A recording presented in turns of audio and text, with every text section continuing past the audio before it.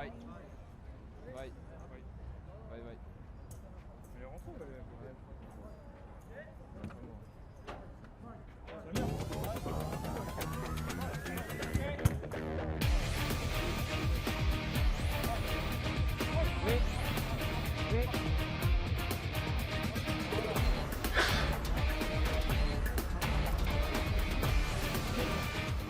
Good afternoon and welcome back to the coverage of the IBSA Blind Football European Championships 2017 here in Berlin. There are big games, and then there are big games. England-France is always a big game. No matter what format of football you are tuning in to view, this will be good. France have already got themselves a victory, a one against the hosts nonetheless. Germany, England getting off to a great start, scoring 6 goals as well. Peter Selby alongside myself, Alan March. Peter, you've got to say these are two teams that will have turned up here in Berlin with the intention of winning this tournament. Yes, definitely. The top two in the group go through to the semi-finals, and if either of these teams don't make it to the semi-finals, that's a poor tournament for them both. France have got a real big pedigree in blind football, 3 times European champions. They were silver medalists in London 2012, and they've both started fantastically. France with that hard-fought 2-1 victory over the host nation Germany, partisan crowd here in Berlin, but France did the job on the night. And England with an expected win over Romania, but still 6-0 is an impressive scoreline. Yeah, it certainly was. They scored 6 goals, 43 shots. England players had on just the opening night, 43 shots. To compare that to Turkey, have played 3 games. They have the most shots of any team so far, 82, and England hit 43 shots in just that opening game.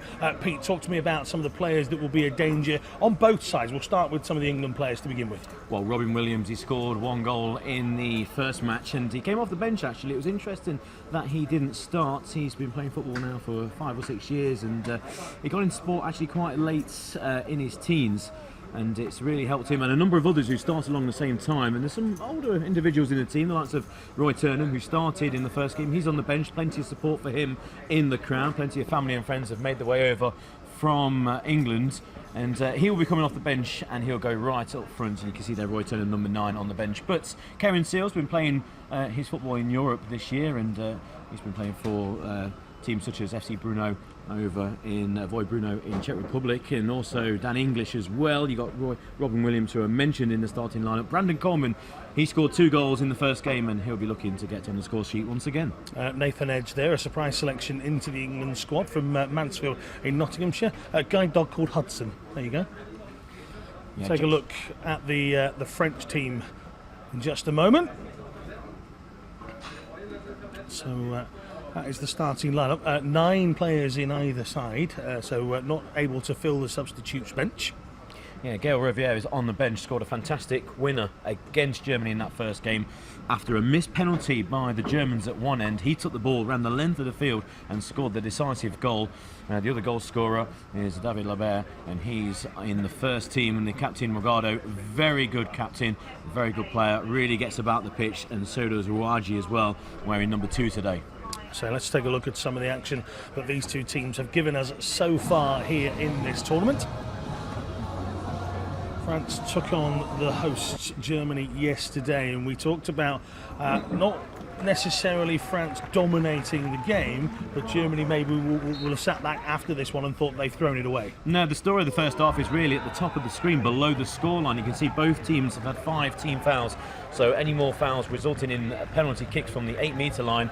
Germany missed theirs, France didn't, and then from the second miss you can see that the French players then intercepted the ball on the edge of their own D, ran the length of the field, so just outside their own broken line. Here they go, across the halfway line, and then making the decisive shot on goal from the edge of the D, taking the ball past the keeper on the right hand side. But the Germans came back towards the end of the second half, getting 1 goal back, but they couldn't manage to get the equaliser. No, amazing scenes towards the end of that first half. It felt like it was just going to be 1-0 at half time, and Germany could regroup, and then the groans around the stands here in Berlin as that second one sneaking in the bottom left hand corner from, as you say, a missed penalty of their own. Heartbreaking.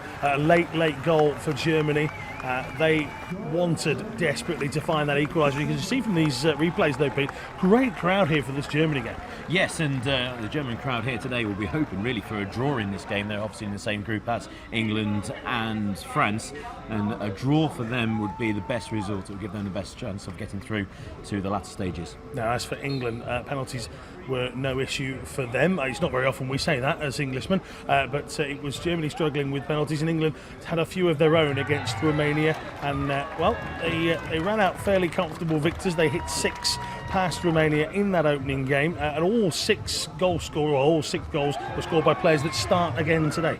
Yeah, Karen Seal with that first goal. You saw Dan English then following up from the right-hand side. There's Robin Williams, who when he came off the bench took many people's eye actually, Robin Williams. He's a really good player, and here he goes dribbling once again, gets brought down, and that will be resulting in another penalty kick because again Romania had those 5 team fouls already and dispatched expertly by Brandon Coleman. That was the first of his 2 goals, and then in the second half maybe expected more from England, but they eased off the gas, and a lovely forward roll finish by Karen Seal, and England hitting Romania for 6. So 6 goals to the good in the plus column already. At the replay of the final one. Okay, so we've seen good performances here, Pete, from Turkey in 2 of their games, getting beat by Russia, which we were very, very impressed with. A goalless game for Russia then against Spain. So who now do you feel are the real challengers of this title? You stick with Turkey. Do you feel that one of these 2 teams really could hold aloft that trophy? Yes, I still think the winner of the tournament will come out of Group B, the group with Spain, Turkey and Russia, 3 very powerful teams. But in Group A you've got Germany, Italy, France and England. In my opinion, it's going to be those 4 going for the top 2 places. And England, well, they've scored 6 in the first game. They've got every chance of beating France here today. If they do, they've got 1 foot in that semi-finals. And once you're through to the semi-finals, it's knockout football. Anything can happen, as we know. I think that they've got a decent chance, England, of going very far. And I know one thing, if I was Spain, Turkey or Russia, I wouldn't want to be playing the English in the semi-finals. In a couple of moments, we'll look at the top goal scorers in the competition so far. If you tuned in a little bit earlier on, you'll have noticed one young man smashing quite a few goals in one game, and that would be Hassan Sateh. Yeah, Sateh with 7 goals in the game that we had on previously against Georgia, who had many problems fielding a full team, and then he had players sent off. And he managed to hit them for 7, and it was 9 overall for Turkey. Boliobo scoring 4 in one game. He's the Italian youngster. He's only 15 years old. Plenty more from him later on in the tournament. Martin scored 4 in a game for Spain earlier on. And you can see further down the list the likes of Coleman and English for England. And they'll be looking to advance up that goal scoring charts in this game here this afternoon. Okay, so what you might not be able to tell from that shot is it is drizzling with rain here. It's been on and off for the last half an hour or so, so another wet, slippery, slick surface here in Berlin. So that's going to make the game fairly interesting. England-France is now, Germany against Romania next, then Romania against France. You have to feel for Romania. They're in for a couple of rough rides over the next couple of days. England top of the group after that victory and +6. Italy second, 1 win, 1 defeat. Germany, France and Romania. So a very interesting group indeed. And let's take a look at Group B. As Pete says, he fancies the winner of this competition overall will come from Group B, and you can understand why. Turkey, Spain and Russia, big dogs in the yard in Group B. Don't forget, we're going to have a goal of the tournament competition later on in the competition. By the time we get to the semi-finals, once those semi-finals are done, we're going to pick 8 of the best goals in this tournament, and should you like them, we will get you to vote. Pete, you can tell people how they can vote right now and how they can get in touch with us and ask us questions about blind football in general. Yes, get in contact with us through social media, through Twitter at Euro 2017 Berlin, and if you've got any questions, then please send them to us and use that hashtag the sound of football. So write your question about the teams, where you're watching, who you're supporting, and any questions about the wonderful sport of blind football, send them to us and we'll do our best to answer them. Okay, I believe the players are in the tunnel. We'll see them on our screens in just a couple of moments. In fact, there they are. So Pete is going to run off back to the commentary position. It's a classic on any format of football you like. England taking on France in the group stages of a European tournament. Get yourselves ready. We hope you're excited, because we certainly are here in Berlin. Handing over to our match commentators, it's Jonathan Bell and Peter Selby. Thank you very much, Alan. Good afternoon, everybody, and welcome to Berlin. It is day 4 of the IBSA Blind Football European Championships 2017. This is game number 3 of the day, and what a match we have here as well. France and England both coming out onto the field of play, led out by the officials and their goalkeepers as well, are both wearing their away shirts here. France with a change strip of white shirts, white shorts and white socks, led out by their goalkeeper Julien Royer in the dark green top, black shorts and dark green socks. England in their navy blue strip of shirts, shorts and socks. And their goalkeeper Daniel James gets the nod in goal today with a luminous green jersey, black shorts and luminous green socks as well. So a massive one here then in Group A. The big question is, can this game live up to its own hype? It's got all the elements required for an absolute corker. We're about to find out in a few moments' time whether it will live up to that billing. But first, we have the national anthems, starting off with France. The national anthem of France.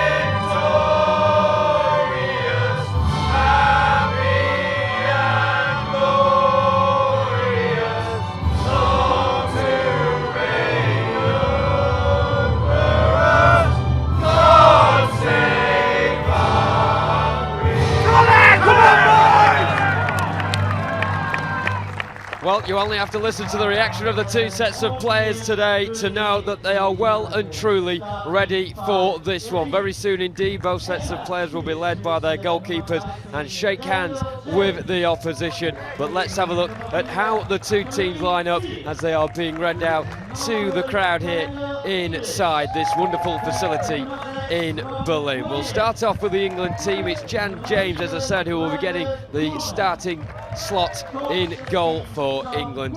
Goals are plenty on the pitch as well. Dan English, the number 5, got 2 in the first game against Romania. He also matched his tally from the European Championships in 2015 as well. But the key man for England, number 6, Robin Williams, joint captain of the national side. He got 6 goals in Hereford in 2015 in these championships. He got one to his name against Romania in the last game. As for France, they've also played one game themselves, and they were victorious by a slight margin of 2-1. The two goal scorers, David Lebert starts with the number 8 shirt. However, Gael Riviera, who scored that wonderful breakaway goal, not only is on the substitutes bench, he also has a change of shirt number as well. He swapped with Jerome's Pannison and now has the number 7 jersey. One thing that's worth mentioning too, captain Fabrice Morgado, the number 3 of France, is the son of their guide as well, who is Manuel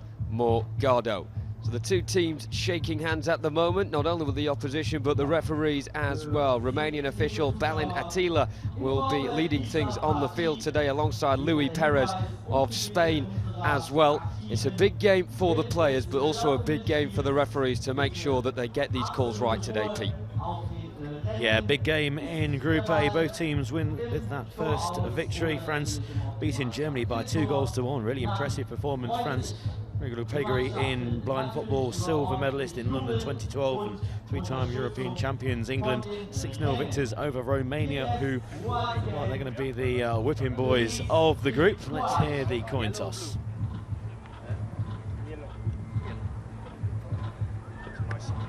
Blue. Field? What? Stay as you are right here. Stay. You have the ball. Okay. Okay. So the two teams are going to remain in their positions. England will be shooting from left to right in the all navy blue outfit, and it will be France to kick us off, and they're all in white. So England in blue, France in white, and the two teams gathering in front of their dugouts, and then you've got the officials table behind them. So when the decision has been made, the referees will go to the halfway line and then turn to the officials table, explain the decision. Now, if you're new to blind football, just a quick run through of the rules. Now, in blind football, the goals have been extended. They're now 66 centimetres wider and 33 centimetres higher than previous, so plenty of goals are expected. There is 3/3 separated by broken lines. That's what we'll use in commentary. There's also a D, a penalty area D, and a goalkeeping square that is 2 metres from the goal. The goalkeeper can't come out of that square, no player can go in that square. And each team have 5 team fouls. When fouls come awarded and it goes against the team, they're allowed 5 in each half. Any more than that, then they'll be given as 8-metre penalty kicks. Another rule, the big rules really, is that the clock will stop after every infringement. So the ball goes out to play, the clock will stop. If a free kick is awarded or a substitution takes place, the clock will stop. 20 minutes each way. The game can take an awful lot longer than that, and there are rolling substitutions, 6 per half, as the officials on the far side, the coaches do shake hands, and they shake hands with each other as well. So we're all set for this encounter in Group A. Really big game for both England and France, both starting with victories. And also, if you're a German supporter, you'll be looking on, probably hoping for a draw. It's going to be the all-white of France to get us underway. They'll be shooting from right to left from our position, high up opposite the officials. You can just see us there in those white tents at the top of the stand, and we've just had a tremendous shower before kickoff. It looks lovely conditions. You can see the ruins of an old railway station. That's where this stadium is located. It's a lovely arena for blind football, but an almighty shower around about half an hour ago means that the surface is quite slippery, and we'll find out what the goalkeepers make of that in the first few minutes as they try and get hold of that football, which of course has all bearings in a UFO shape stuck to the inside to give it the noise. The players will follow. Long ball down the left, just goes out of play. And the first touch of the ball for the big English goalkeeper, Dan James, one of the tallest goalkeepers around. He rolls it out to the feet of number 4, Keren Seal, flips it forward over the halfway line, intercepted by the French number 2, Ouadji, who will bring it up over halfway. Trying to be tackled by Brandon Coleman, goes beyond him down the left-hand side.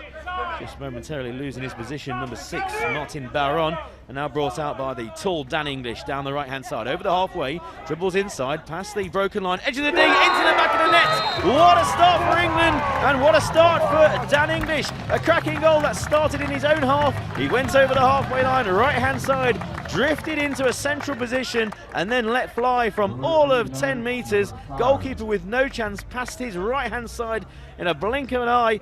With his right foot, Dan English opens the scoring in style. It's England 1, France 0. Just the start that John Pugh would have wanted from his England players. A tremendous finish from the joint captain of the England national team. I mentioned that he got 2 goals in 2015 in Hereford. He's already surpassed that total with his 3rd goal of the championships there, and the fastest one of the week so far as well. 33 seconds gone, and England lead by 1-0. And France already, as the sun comes out here in Berlin, having a lot of work to do. Baron on the left-hand side, clips it back, looking for a teammate. There's that extra zip on the surface after that aforementioned shower that Pete talked about earlier on. It's now the captain, Morgado, on halfway, tries to aim it towards the left-hand side, and Baron striding towards the edge of the penalty area, slips under the challenge of English. No foul according to the referee. Baron still having possession, laterally running in field, goes for a shot that takes a big deflection off of Karin Seal, and it goes out for France's first corner of the game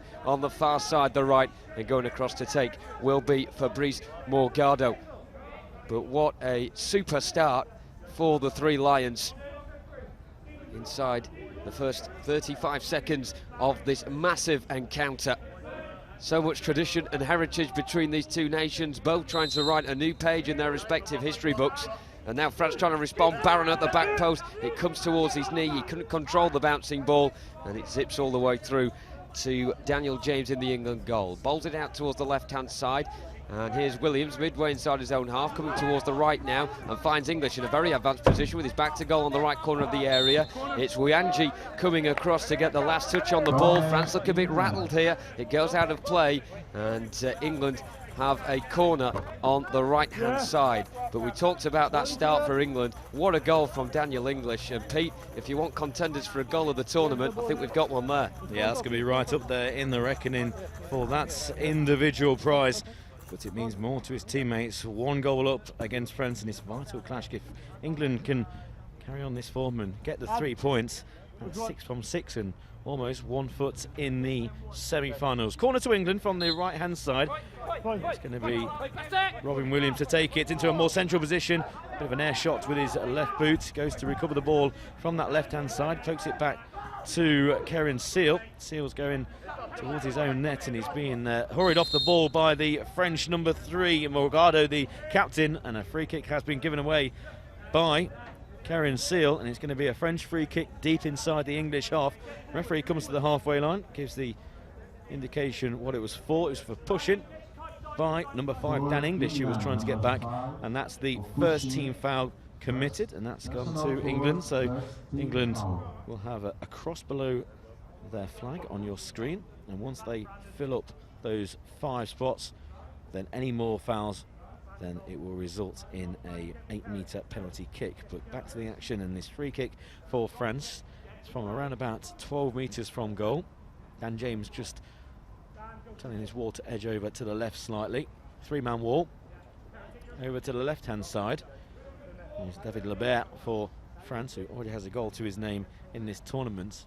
It looks like it's going to be Ouaji to take it. Just getting used to where the ball is by just putting his one hand on the ball. And he's just going to have it rolled from between his legs. Now the coach taps both posts just to give more indication of where he is in relation to the net. And now instructions being shouted to Ouaji. Looks like he's going to go on the right-hand side. Shoots from distance wide of the left-hand post. Well covered there by Dan James. Didn't go for the ball, didn't want to parry it around the post. He got his radar correct and rolls it out to Karin Seal. He's going to anchor this England team. Good ball down the right-hand side, trying to find Dan English, but he can't control it. It runs out of play for a French restart. The French goalkeeper, Julien Robert, just rolls it out to the left-hand side for David Lebert, and David Lebert crosses over to the halfway line on the right-hand side, bulldozing his way through. Here's Fabrice Morgado trying to switch play to the left, and Baron, who will do well to pick this up, and no, it runs out of play. And it's going to be Dan James to get us underway again for England. England shooting from left to right, all in navy blue, and they're 1-up already in this Group A clash. Good throw down the left, well stopped by Robin Williams, and now he can build an attack on the left-hand side. Can't go past the first Frenchman, and now they can launch a counter down the right. Over the halfway line, drifting inside, good skills by Ouaji, but he can't get past the tall Dan English. who wins it back for England on the right-hand side. Pause in play for Uwaji to get his both his shoe on and his blindfold sorted. Each player has gauzes over their eyes, and they've also got plasters on there as well, and then they have the blindfold attached, and of course if there's any problems with that, then they have to stop the game and make sure everyone's a level playing field. All B1 graded players in the sport of blind football. You can see behind the scoreboard end of the stadium the ruins of an old railway station. We're actually would be sitting on the train lines, one of the oldest and biggest railway stations of its time, right in the centre of Berlin for these IBSA Blind Football European Championships. Make sure you follow us on Twitter at Euro 2017 Berlin and send any questions through using the hashtag #TheSoundOfFootball. And France just passed the ball back to England. Very sporting of Uwaji there. Long throw out by Dan James. Can it be picked up on the edge of the area? Yes, it can by Robin Williams, and it's going to be a free kick right on the edge of the area. And Robin Williams applauds the throw of Dan James, the goalkeeper. It went right to the number 6 of England's feet, and he was just knocked off his feet by the defender Uwaji, who's been in the action in the first 4 minutes or so. Referee again coming to the halfway line and says it's because it was for not saying void. An explanation of that rule: basically all the players need to be shouting void at all times. It basically means I am here, and if they do not and they collide with an opposition, then it will be a foul. So you could be running with the ball and not saying anything, running into an opposition player, and you've given away a foul. Obviously dangerous. Sometimes there are accidental collisions which can't be helped in the sport of blind football, even if both players do shout void. Very dangerous sport. You need to be very brave to play the game. Free kick for England, left-hand side of the D, only a yard outside, so 7 metres from goal. Strike at goal, hits the wall and into the goalkeeper's hands. Good effort there by Brandon Coleman, but the French wall stood firm. Yeah, the sort of power that we saw from Brandon Coleman with his penalty in the first game against Romania when he got England off the mark in these championships. I think he hit the target that time around, but the wall did its job and managed to divert the ball away from the back of the net. The ball has broken midway inside the France half on their right-hand side. Across is Coleman, bustling away against the kickboard with Ivan Uwaji. And it is Coleman who gets the last touch on the ball. It goes behind, and France will restart play with Roya, bowling it out over halfway towards the left-hand side. The ball has to bounce once before it surpasses the halfway mark. Barron now has it, coming in from the left-hand side. Tame shot with the right foot, though, and it just trickles all the way through to Daniel James, who has not yet been tested, but it's a poor throw from him. Right to the captain here on the right-hand side. He's forced wide, and he goes down onto his backside. The slippy nature of this surface does not help at all with the rain that we had earlier on, but Fabrice Morgado managed to burst down the right-hand side. The guard behind the goal, his father, would have been encouraging him to get the strike in as early as possible, but I think he hesitated a bit, lost his footing, and it comfortably goes out. Williams at the other end, real chance for England on the turn, scores another! England double their advantage. There is the forward roll, and that signifies that Robin Williams has found the back of the net. England with a blistering start in the first 3.5 minutes of this game. It was a ball down the left-hand side that Robin Williams managed to get under his control. Goal side of Ivan Uwaji. He got down the left-hand side of the area and tucked it in beautifully with that right foot into the far corner of Julian Roya's net. England lead by 2-0 here. What a super start from the Three Lions. A wonderful turn from Robin Williams, taking it in his stride there. And it seems like a simple finish, but the guard behind the goal would have been making sure that not only did Robin Williams get the composure to finish that he could identify where the corner of the net was as well. And England and their coach John Pugh could not be happier with the start they have made in this game. Throw out by Dan James down the left-hand side. Finds its intended target in Robin Williams. Good crossfield ball, trying to pick up Dan English. English with the ball at his feet by the right-hand corner, just holding off the attentions of the French midfield. Just waiting to see what the referee's given here. Looks like he's given an indirect free kick to France. He's going to run towards the halfway line once again. If we see a replay, lovely control there by Ron Williams. and then no problem with just tapping the ball with his left foot, swinging with his right, and the goalkeeper stood no chance at all. For England, number 5, only personal foul. So another foul there for England. I don't think it's been given as a team foul. I think it's just gone down as a personal foul. And the England coaches, staff, are not happy at all with the decision. They're having a bit of a discussion there on the far side. Now they put the hands in the air. I think it's maybe just a bit of miscommunication down there. Referee Michael Peake just on the sidelines, just having a quick chat. Terrible free kick right into the chest of Coleman, who can't control. No wonder it was fired at him. But he's won England a corner on the right-hand side. Good play there by Brandon Coleman. He obviously wouldn't have known the ball was coming towards him, but reacted perfectly by not wincing from that ball hitting his chest. It's quite a heavy size 4 football with those ball bearings in a flying saucer UFO-shaped casing. Just put on the inside of the ball to make the sound that the players are then following. England with the corner from the right, straight into the D, and a few cries of foul, but nothing given. Julien Rogier rolls out to the left-hand side of the D.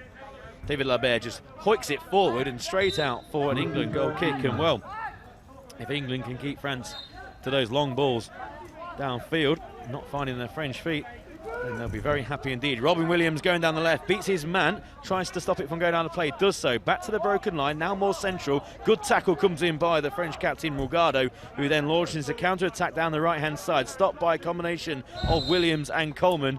And a free kick has been given for England. Good play by the two. And yes, the free kick given for England. And again, the decision will be explained to the players holding, and it's a second team foul for France.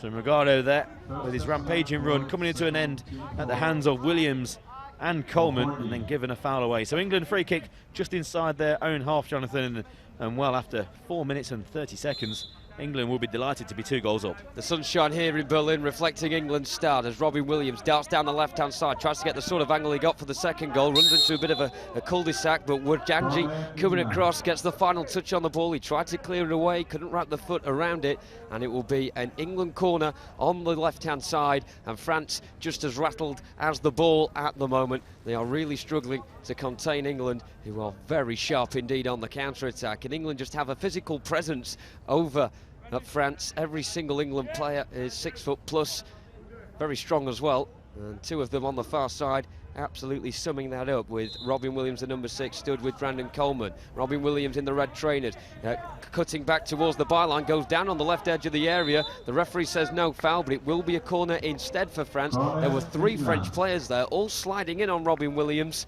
trying to stop the ball from going back towards Julien Royer's net. It goes out for a corner in the end, still in that left-hand side.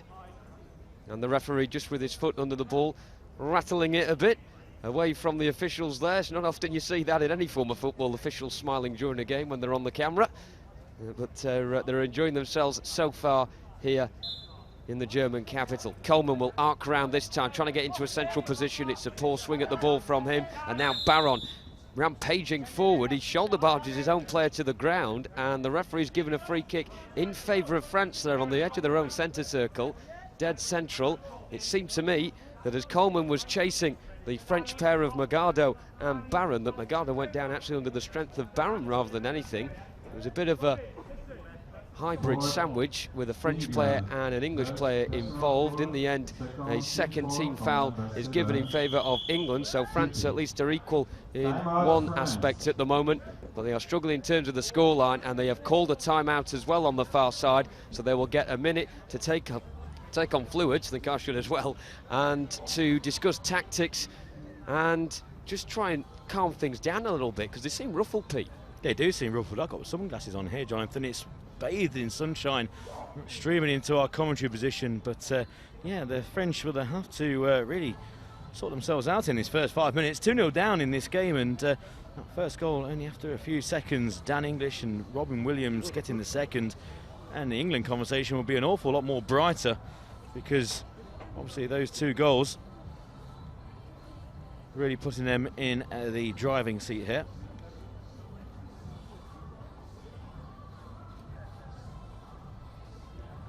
So timeout of only a minute.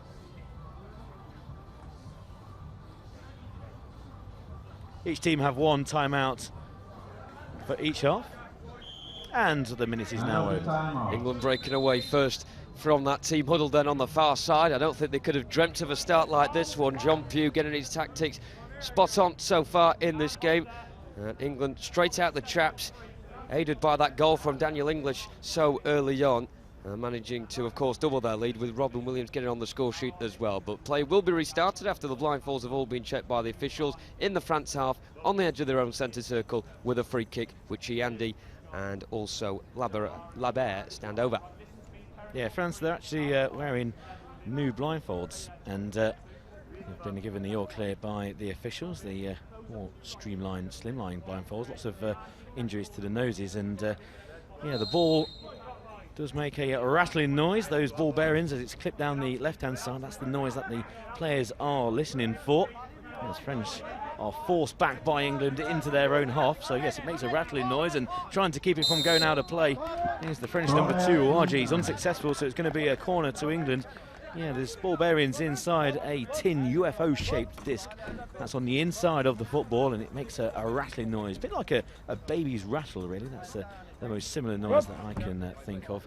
And that's why there's silence around the stadium, because obviously the players will need to know where the ball is, and that's what they're listening for. And then once they get the ball under control, they can then do their stuff. Plenty of England fans in the stadium. Corner taken, driven into the box is Robin Williams, and he's just overrun it slightly. He's going to start another run into the box from the left-hand side. His right-footed shot goes wide of the left-hand uprights. England still leading by those 2 goals to nil after 5 minutes. The clock does stop every time the game pauses for either incidents or the ball going out of play. Flips from the left over to the right-hand side of his own half from Maurice Morago, and then going down the left-hand side, it's Ouadji once again, rampaging forward for the French, gets brought down on the edge of the D, and that's a foul, and it'll be another team foul, and an opportunity here from France from only 8 metres or so from goal, just to the left of centre, and Dan James will have a task here to line his wall up, maybe covering the near left post.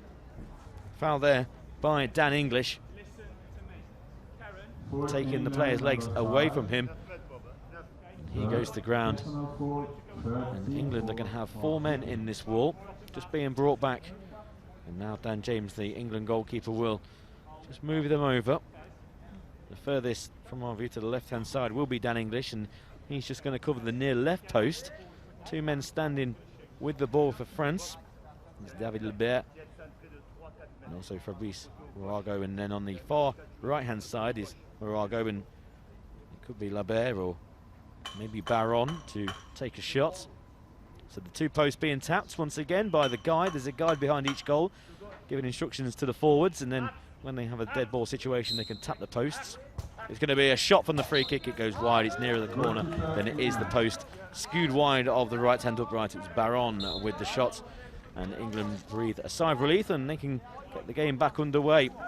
Instead of throwing the ball long, Dan James, he just rolls it out to Keren Seal, plays it down the centre of the field, trying to pick up Robin Williams, who's inside the D left-hand side, does get the ball under control by the left-hand kickboard. Now he's going into the D, goes to ground, nothing given, and he's going to win his side a corner though. So good battling there by Robin Williams. He managed to win his side a corner, even though he didn't have full control of the ball at any time. Those kickboards on the side, incidentally, are just lent slightly away from players just to give them a bit of a cushion when they do collide. They are quite tall. I know for one thing that if I was playing blind football, it'd be about up to my neck. They are quite tall. And it's going to be a corner to England then from the left-hand side. And it's going to be Robin Williams. Mazy dribble into the D, and it gets taken away from him by the defence through to the goalkeeper.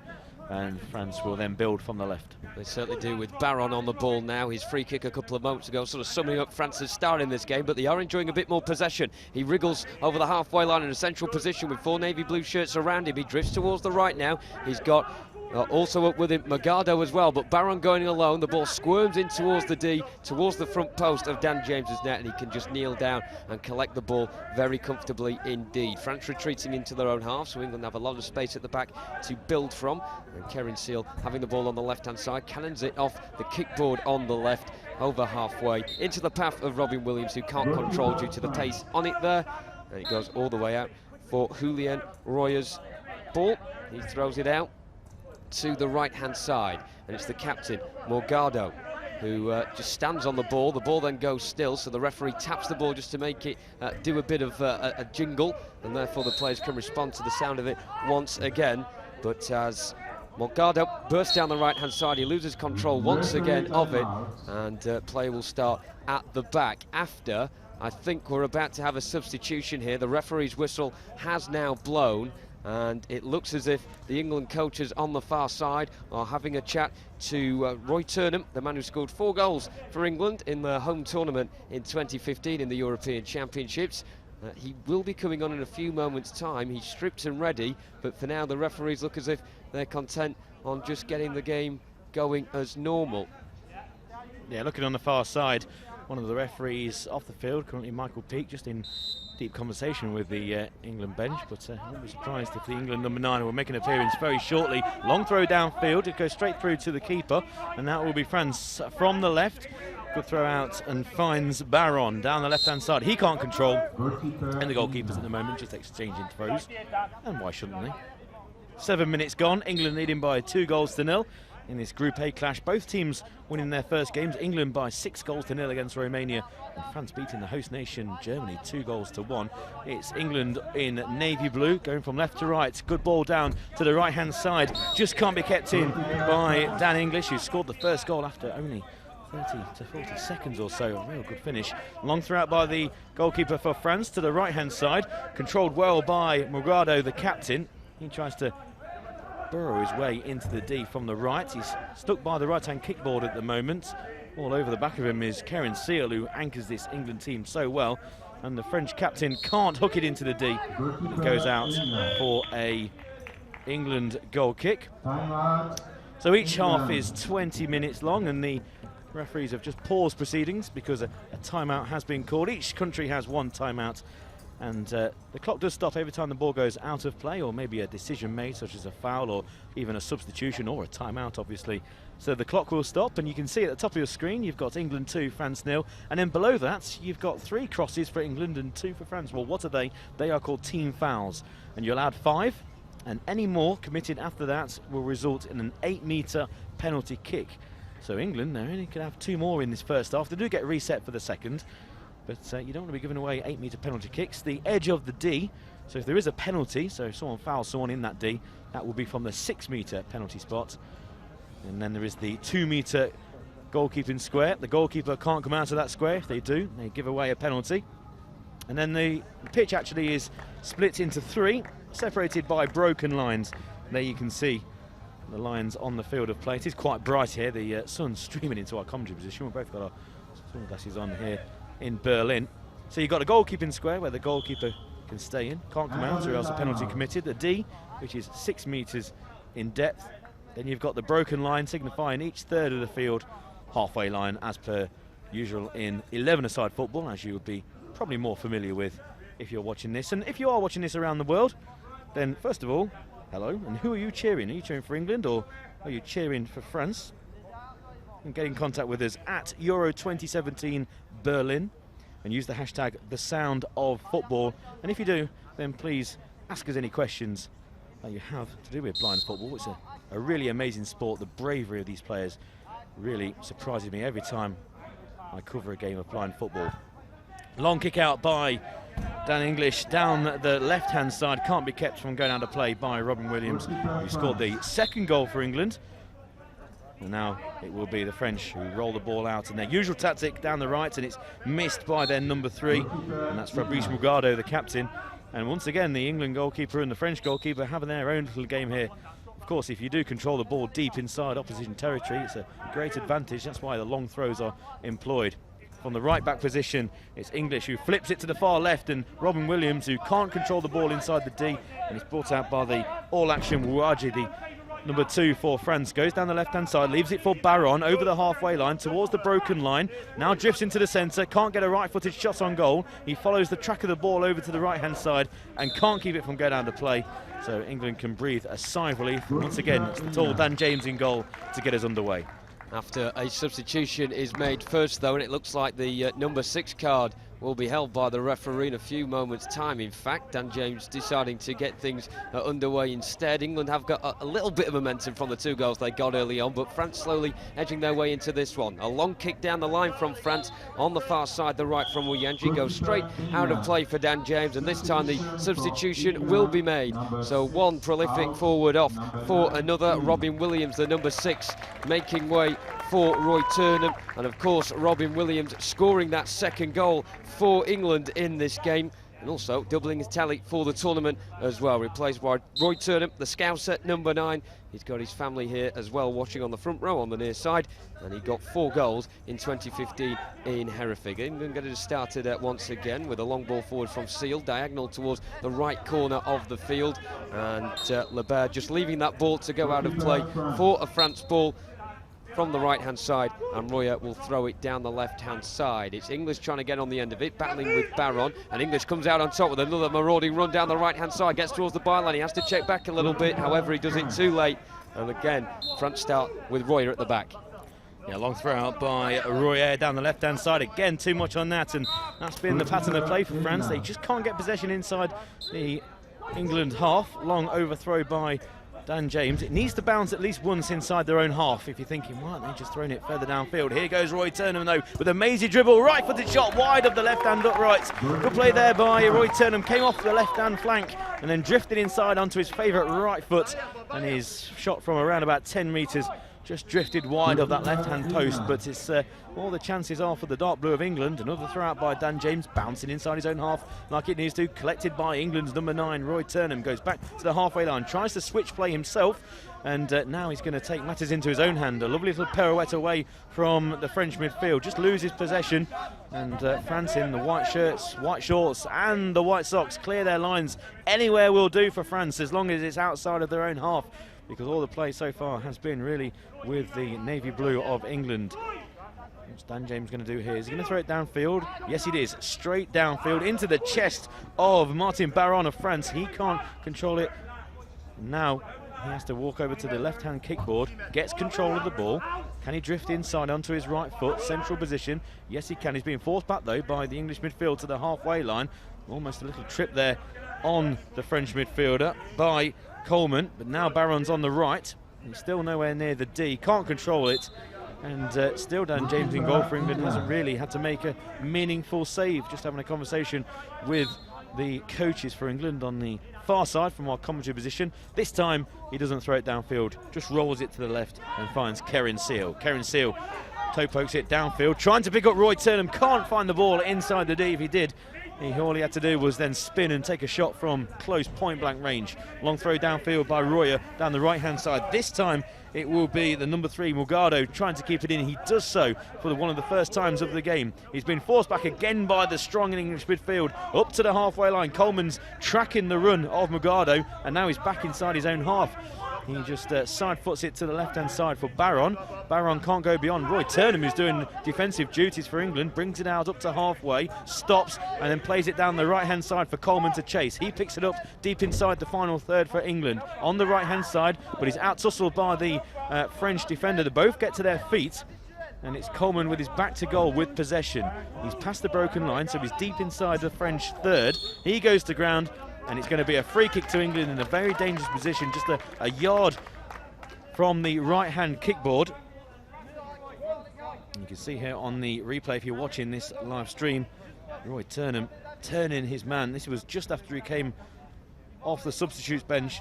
Right-footed shot just wide of the left-hand post. The goalkeeper, to be fair, had his arms out as if to say, I know that the ball's going wide. Double substitution for France. Going off the field is Fabrice Morgado, the French captain. And coming onto the field will be Gaël Rouvière, who scored a fantastic goal in their win over Germany. Basically, Germany missed a penalty at one end. Rouvière picked the ball up, ran the whole length of the field and scored, and much to the groans of the capacity crowd. So England with this free kick. A yard in from the right-hand kickboard, around about 10 metres from goal. It's going to be Coleman to roll the ball for Roy Turnham to then either measly dribble into the D and take a shot. 2 posts being tapped by the guide. or he's going to move to a more central position. Turnham goes down the right-hand side, so the angle's more acute, and he's going to win himself a corner. So another opportunity. He's more right-footed, Roy Turnham, so from this right-hand side, he was always going to maybe go straight towards goal or maybe drift to the right, which he did. Anyway, corner for England, but first of all, a substitution. Coming off will be number 7, Brandon Coleman, and coming on is number 8, and that's Darren Harris. So 8.5 minutes remaining of this first period then. England leading by 2-0. If you are just joining us, a very good afternoon and welcome to Berlin. The clouds are beginning to cover up the sunny sky here in the German capital in this Group A clash of 2 European heavyweights. England with the corner on the right-hand side in their all-navy blue strip. Roy Turnham, the number 9, will be taking this one. Just behind him is Darren Harris, who leaves it for Roy Turnham, who watches his way towards the byline, in fact, going for the shortcut towards the front post. It's defended well by Baron for France, who then goes down to ground as Turnham battles away and wins possession back. Turnham with a bit between his teeth, gets to the right side of the area and fires it into the far corner of the net. Another forward roll for England, another goal as well. The Turnham family in front of us go absolutely balmy here in Berlin. A wonderful strike from the Scouser as he got into his right foot on the right corner of the area. A low drive from him into Julian Reyes, bottom right-hand corner. England superb so far this afternoon here in Berlin. They lead France by 3-0. Yeah, fantastic finish there by Roy Turnham. He turned the defence inside out, got it onto his favourite right foot, and once he was on the edge of the D, there was no doubt about it. And again, that favoured forward roll in action. And England, well, 3-4. Oh, we've only had 11 minutes, or just nearly 12 of this first half, 20 minutes each way. And England 3 goals up against France. Remember, France beat Germany, the host nation, and you'd say Germany, France and England are the 3 strongest teams in Group A. I still think that the favourites for the tournament may be coming out of Group B. If you're new to blind football, they've got Spain, Turkey and also Russia, 3 very powerful nations. They're all in Group B, so a real chance for England to get through to the semi-finals. Turnham can't keep it from going out of play down the left, and it's going to be a French restart. The top 2 in each group go through to the semi-finals, and if you get through to the semi-finals, you automatically qualify for the World Cup next year in Madrid, Spain. And it would be great if England can qualify for that World Cup, along with France actually. It'd be nice if they can as well. Very friendly team, runs out of play for a goal kick to England. Long throw out by Dan James downfield, trying to find Turnham. Just comes off a French leg, so it's going to go out for a corner to England on the left. Long throw out by Dan James. The size 4 football. You can see the England team, they really do take it seriously, all wired up, the coaches, so they can talk to each other. Very professional outfit, the England blind football team, and the coaches. Just talking there to Dan English. It's like Sam Allardyce, isn't it, back in his Bolton days there with the radio device. Corner taken by Roy Turnham. Left-footed shot, well saved by the goalkeeper's legs. It goes all the way back to the halfway line. Darren Harris, who really covers the ground in rapid time, goes back for England to try and help out Dan English. It's back inside the English half, and they're just wrestling on that far left-hand side, and they managed to poke it to halfway, but it's controlled by David Lebert, who's now coming down the centre, turns away from the English defence on the right-hand side by the D, can't get any purchase on the shot, and it goes out for another throw out for the goalkeeper, Dan James. So it's a size 4 football with ball bearings inside, and the ball bearings are in a UFO-shaped tin mechanism that's taped basically on the inside, and it rattles a bit like makes a sound like a baby's rattle, and the ball is currently on the edge of the French D, and they're just having trouble to locate it. If the ball does stop rolling, then the referees can actually just put their foot over the top to make it sound, and then obviously the players can figure out where the ball is. It's going to be a free kick to France on the English broken line. So an attacking free kick here for France, and if they're going to get back into this game, I think they're going to need a goal before half-time. There is a bit of time, and one way they can do that is through possibly penalty kicks from the 8-metre line, because if this is a foul and given to the England team, yes it is, it's their 4th team foul. There can be personal fouls given that don't go against the team, but this one is the 4th for England. So if England concede another team foul, that will be on their maximum required, or maximum allowed should I say, and then any more will then be an 8-metre penalty kick. So 4 for England, there's only 3 for France. Free kick taken by France, and they just pass it along that broken line to the left-hand side for Baron, who does pick it up, and he tries to do the same to play it to the right-hand side. Again, well controlled by Riviere. Riviere's got 3 men around him, including Turnham and Harris, and he runs the ball out of play. And France, Jonathan, are having no luck around the English D, and Dan James, my knowledge, best is not how to make a save at the moment. Well, you were saying at the start of the game, Pete, that they're trialling new slipstream blindfolds, the French. I think they need to get some lucky charms there as well. They haven't got any at the minute, as Turnham, once again looking for his second of the game, left corner of the box, turning with a low left-footer strike towards the front post. It's ball forward by France. Baron loses it out to English, who runs down the right-hand side, taking this game by the scruff of the neck. Dan English, he scored after 33 seconds, gets to the byline. He's being held in the corner at the moment by the French number 8, David Lebar. It's forced back by Lebar towards the broken line. Of course, the pitch here divided into thirds, and France managing to clear it out of their defensive third towards the far side. An attack on now for Riviere, trying to burst down the centre. It goes out of play for a France corner due to Seal, the number 4 for England, getting the final touch on the ball. So it is a France corner on the left-hand side. Baron, the number 6, going over to take it. His hair or lack of hair is a bit like Zinedine Zidane. He sort of plays like him as well on his day, although you wouldn't think that from the performance today so far from him and the rest of the French team as well. Stood just behind him is Gaël Riviere. It's Baron flicking it into the area, trying to cause a bit of confusion in the England defence. Turnham, though, reads it and strides down the centre of the field. Only one man back for France, and that was Lebert, who managed to get back just in time and deny Turnham as he bared in towards the goal. Royer, the French captain, or the French goalkeeper, should I say, throws it towards the left-hand side, and here goes Baron trying to motor towards the left side of the area. Tripped by Seal, no according to the referee, and now it is Darren Harris coming down the centre of the field, a bit tentative with the ball at his feet, of course completely unaware of what is around him until he hears the call of volley from the opposition. Lebert down the left-hand side now tussling with Seal on the right corner of the England box. Seal just knocks it back to Daniel James, who can't handle it, so he just kicks it out towards the left-hand side instead. Turnham, great turn away from one, bundles down the left-hand side, and a foul conceded by Ivan Mouenji, and once again France are going to equalise the team foul standings. It's going to be a 4th one of the game for them.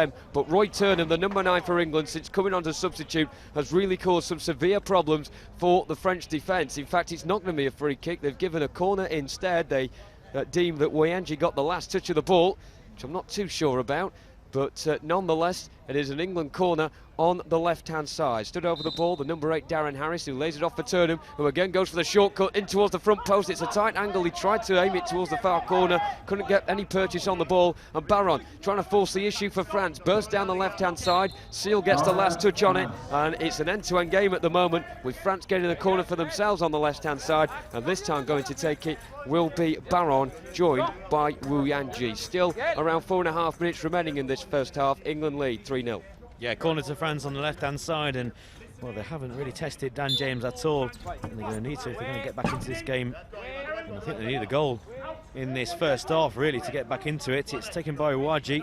He's still by the left-hand corner. He's just been eased off the ball by Karen Seal. England much the more physical team compared to France. Here goes Baron, though, edge of the area, and his shot hits the kickboard on the right. That's how far wide it was, and goes out for an England restart. Yeah, England, very powerful, athletic team, and they've also got pace with the likes of Harris and, of course, Roy Turnham, who's going to receive this on the halfway line in front of the officials' tent on the left-hand side. Goes back into his own half, tries to turn his man, goes to ground, now gets back to his feet, still got possession, Roy Turnham. He's back inside his own third, trying to use a bit of weight and leave the ball away from the French opponent. That's number 7, Gaël Riviere, and the French Riviere will get a free kick by that right-hand side. So he's done very well, the number 7, who scored a fantastic goal against Germany. Now, if this is a team foul, and the official is now making the signal to the bench, it is for pushing.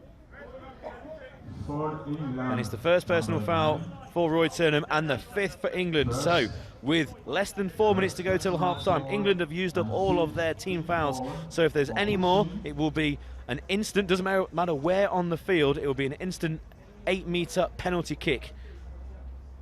And there's still quite a lot of time left. That's 3 minutes and 46 seconds, because the time stops after every infringement. That can last an awful long time.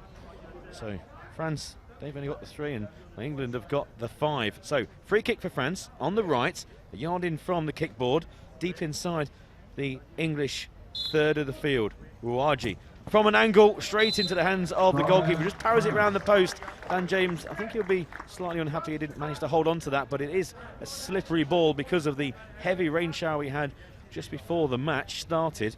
But the first thing he did was to actually parry the ball around the post. You can see the red flag there. That signifies no more team fouls for the team on the left-hand side, which would be the dark blue of England. So France with the corner from the right, standing over the ball. You can see Baron, number 3. Rouaji standing on the edge of the D.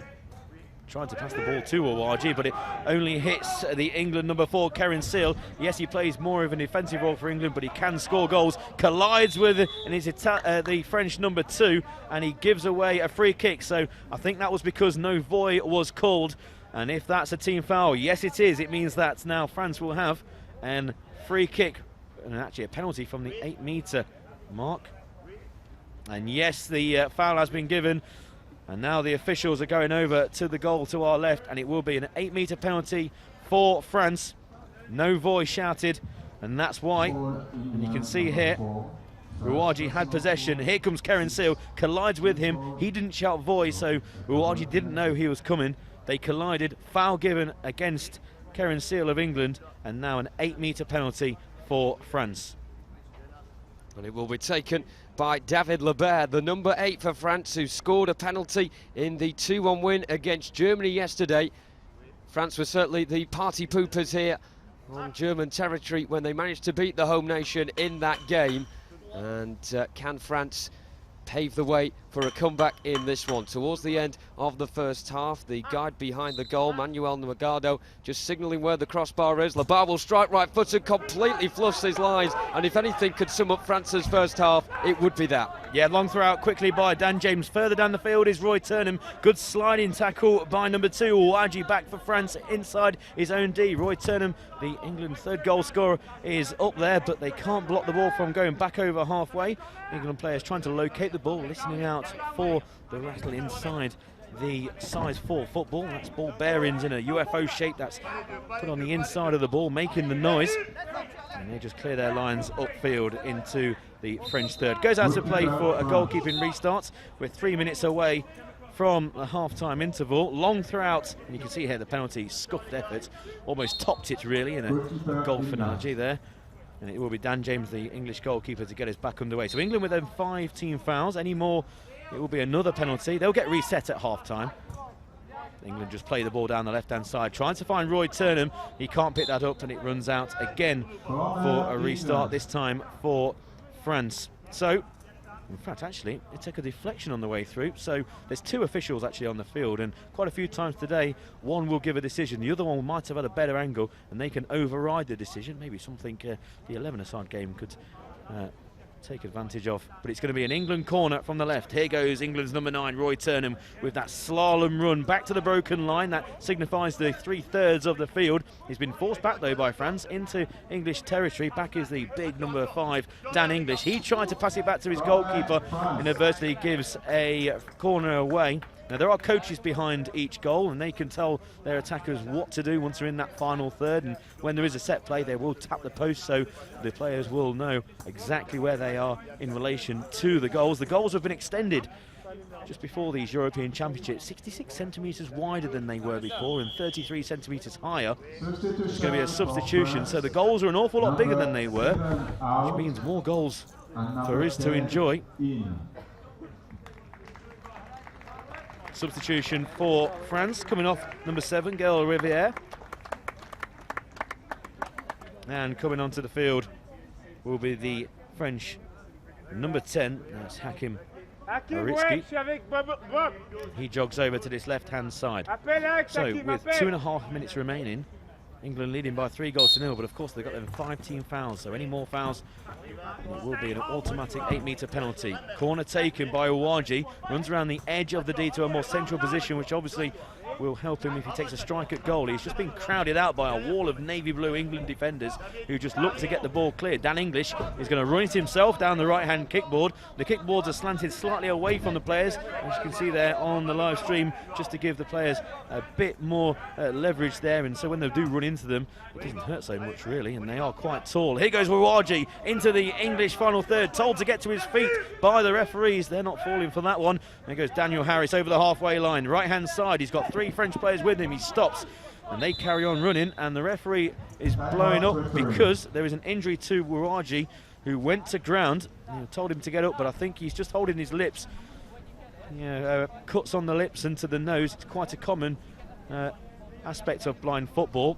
French players are wearing actually brand new designed headgear, because they do slip down, and if there's any collisions then they can injure the nose quite commonly. And all the players do have blindfolds on underneath. They have plasters over their eyes, they have gauzes as well. Of course, you want to get a hand to the face, it's quite a common thing, and accidental collisions can happen in blind football.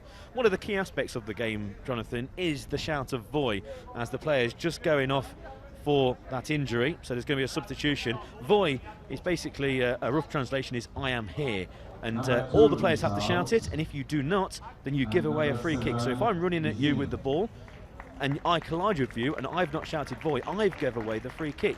So you need to be shouting voy at all times, just for the safety of all players on field. Accidental collisions will happen, and I've always said the number one thing you need in blind football is to be very, very brave indeed. The only sighted players are the goalkeepers, and of course you've got the coaches behind each goal directing play once they're in the final third. Of course the goalkeepers act as coaches as well to their defenders. Yeah, they've got to be brave, they've got to be vigilant as well. Those collisions, if this was day number 1, Pete, we probably would have thought, oh, that's a bad one, but after 4 days of being here in Berlin, I think we've become numb to those sort of collisions. There was a Turkish player earlier losing a tooth after a collision as well. We've seen many a nosebleed. Some of the marks of nosebleeds are still on the pitch as well. But meanwhile, back to the action, and it's France trying to clear the ball away from the right corner of their own area. At the moment, it is Hakim Arekski who's trying to get the ball down the right-hand side. He's forced into the kickball by Daniel English, and he's the last man on an England shirt that you would want in your back, because he is a very physical presence indeed. The ball cannons back off a French shirt and then goes out of play behind the byline, and of course the goalkeeper Julien Royer not allowed out of the yellow rectangle just in front of his goal area, and that is why he couldn't go out there and stop the ball going out behind the byline and for an England corner. So it's an England ball on the left-hand side, and it's the combination of Darren Harris and Roy Turnham, the smallest 2 England players on the pitch as well, taking this one. Turnham on the left-hand side, trying to arc his run. He then goes back out wide on the left. He's got 3 French players in his wake, and he's just dragging them around on a piece of string at the moment, is Roy Turnham. A lovely close control as he manages to use the rattle of the ball and keep it stuck on his foot like he's got Velcro on. He's got it on the right now with his back to the penalty area. Leber's in his back, but Turnham again just waltzing past him once, then twice. Really toying with the French defence here, laterally running now from right to left. He charges down the left-hand side of the area, and I think the final touch came off the retreating number 7, Gaël Riviera there. But Roy Turnham has been a dazzling light in this England super performance. They lead by 3-0. He's got 1 goal already in this game, and you have to say you would not bet against him getting another one. Meanwhile, Wuanji on the screen at the moment looks as if he may be coming off on again in a few moments' time, but Turner meanwhile has possession, goes back towards the broken line, then charges towards the left corner of the area, laterally running inside now. He's in a central position. He's forced out wide though, and finally Lebert can get on to the end of that one. He put a hand into the face of his opposite number, Darren Harris, which didn't look too nice, but he's got it just over the halfway line, tries to play the ball in field, and finally France can get a pass together just about. Here's Riviere. He's lost track of the ball, and that is because the ball is still, it's not making a noise, but it need not matter anyway, because the half-time whistle has been blown here in Berlin. What a fantastic start for England who you may be familiar with 11-a-side tournaments where the Three Lions tend to disappoint. But on the international stage, this time around in the Blind Football European Championships, England have scored 9 goals in 1.5 matches. A super performance, with Daniel English getting on the score sheet inside the first 35 seconds of the game. Robin Williams, 4 minutes later, managed to bury the ball in the back of the net from the left side of the area as well. And the cap was put on a super showing from the Three Lions by Roy Turnham on the right corner of the area. He conveniently turned away from a couple of the French defenders before firing a low right-footed shot into the bottom right corner of Julien Royer's net. France did miss a penalty late on in that half. David Lebert, with a very poor attempt on Daniel James's goal, completely fluffed his lines, and the ball just trickled into the grateful grasp of the England shot stopper. So half-time then here in Berlin in this Group A clash between the European heavyweights. It's England trouncing France at the moment by 3-0. And Alan, I can join you now in the studio. Well, there you go. What a start for England here in Berlin against France. It's England 3, France 0. Alan March alongside me, commentator Peter Selby. What a start to the game. 2 up after just 4 minutes. Absolutely flying out the blocks in England. Fantastic performance in that first half, not only by scoring those 3 goals, but limiting France to only a handful of chances. And Dan James, can't really remember him making a meaningful save in goal for England, but an electric start to the game, and it's all been one way. Well, we are on the site of an old railway station, and England are on track to reach the semi-finals quite easily. They've already got 1 victory.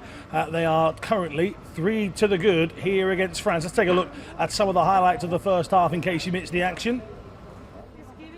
Yeah, you can see here, only after 30 seconds on the clock, a lovely mazy dribble by Dan English, and then a right-footed shot past the keeper, beating for pace, beating for power. And England 1 up after only 30 seconds, and France, well, they had no answer to it inside the first 20. But Dan English, England much a more powerful unit, a faster unit, and also a more cohesive unit at the moment. And Dan English really turned on the afterburners there, and a lovely right-footed effort, know exactly where the ball was, and the goalkeeper absolutely no chance whatsoever. And I'd put Dan English down as more of a central midfielder, but a lovely finish.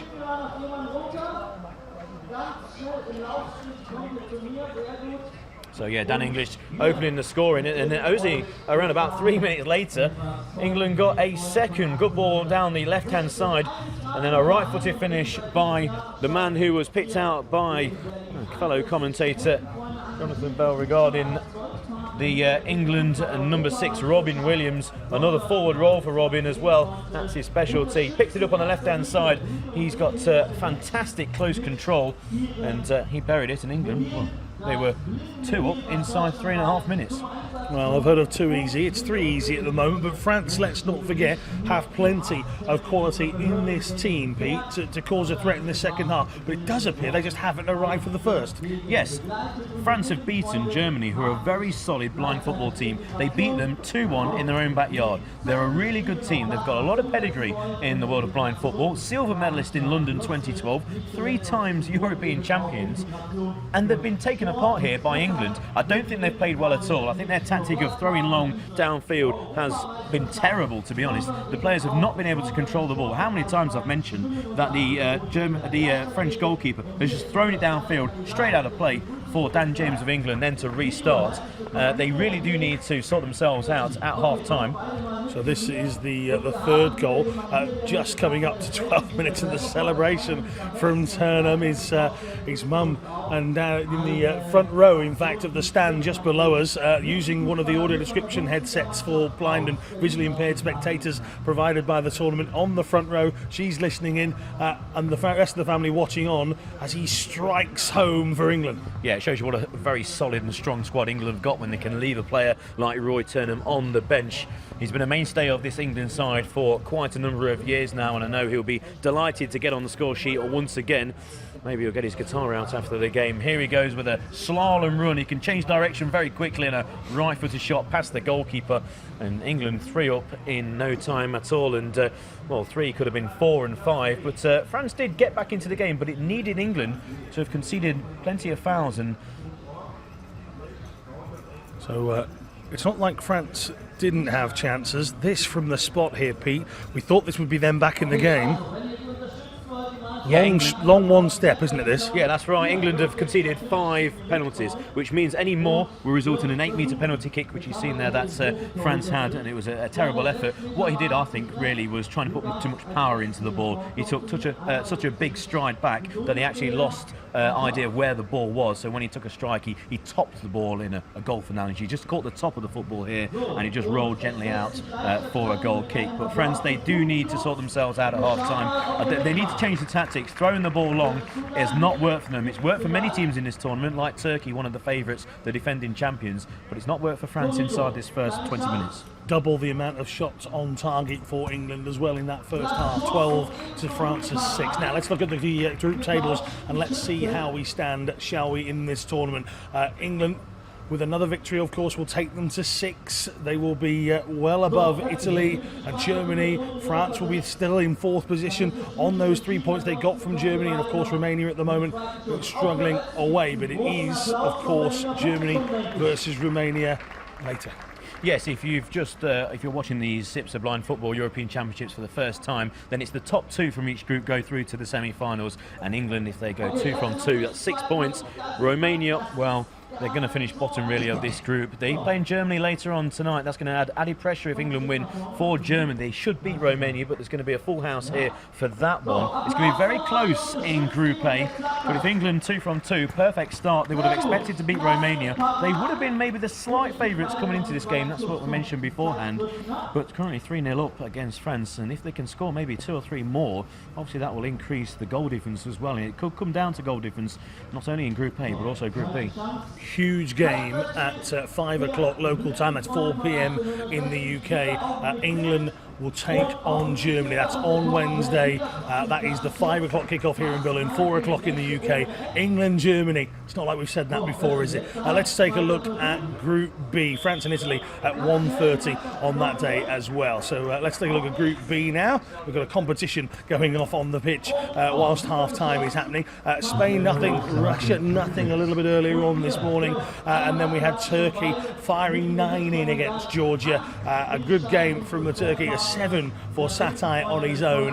So they sit nice and happily at the top of the leaderboard, but they've already had a defeat as well to Russia. That draw between Russia and Spain earlier on in the competition means that they are on 4 points. Belgium, big ask for them to stay in this competition. And Georgia, well, they'll be going home, but they would like to fight for some pride here. Minus 20 in the goal difference column at the moment. Yeah, 3 powerful nations in the world of blind football. Turkey, they're the defending champions. They beat Russia in the final 2 years ago in Hereford. Spain also really good heritage in blind football. They were only one of 2 teams, including Turkey, who were in Rio 2016.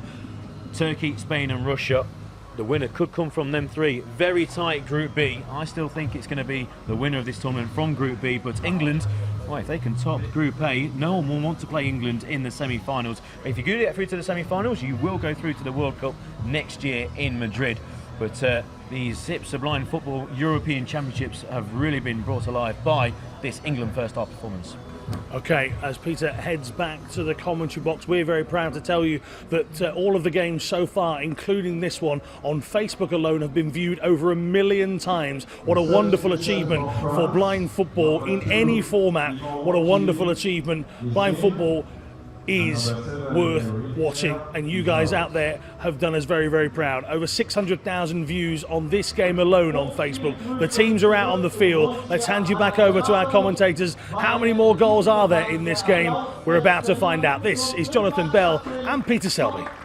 Thank you very much, Alan. The 2 teams are out then for the second half, with England in the navy blue shirt, shorts and socks, the ones boasting a very comfortable 3-0 scoreline. It's a handsome lead, but France will be eager to fight back in this second period.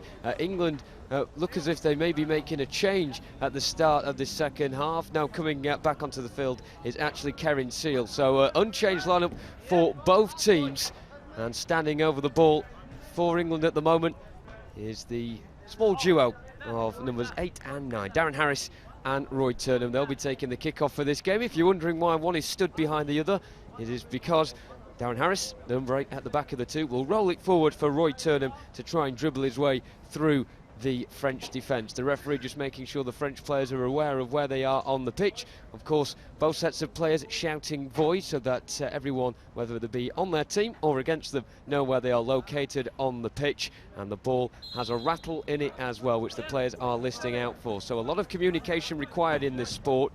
And Roy Turnham epitomising the attacking nature of blind football as well. A wonderful goal in the first period. What can he do in the second? He's forced the ball in towards the left corner at the moment. He's battling away with the French number 10, a big number 10 as well, in Hakim Arizeki. Gets towards the left corner of the area, but Ivan Wuyanji manages to come across and sweep up before belting the ball away towards the far side. He bounces off the kickboard, and Baron tries to get there in front of English, succeeds as well, checks back and evades the tackle of Seal, but not the one of English, who manages to get back at the second attempt and push the ball towards the far side. Baron then plays it inside and heard the call of Hakim Arizeki. Right hand side comes up towards the halfway line. Turnham in his back. Good battling from Turnham. A lot of mismatches on the pitch at the moment when Turnham goes towards a French defender. However, he certainly put up a good fight that time around. English, no mismatch for him as he bundles down the right hand side, trying to get on to the end of the loose ball. David Lebert there first, and he can safely pass it back to his goalkeeper, Julien Royer,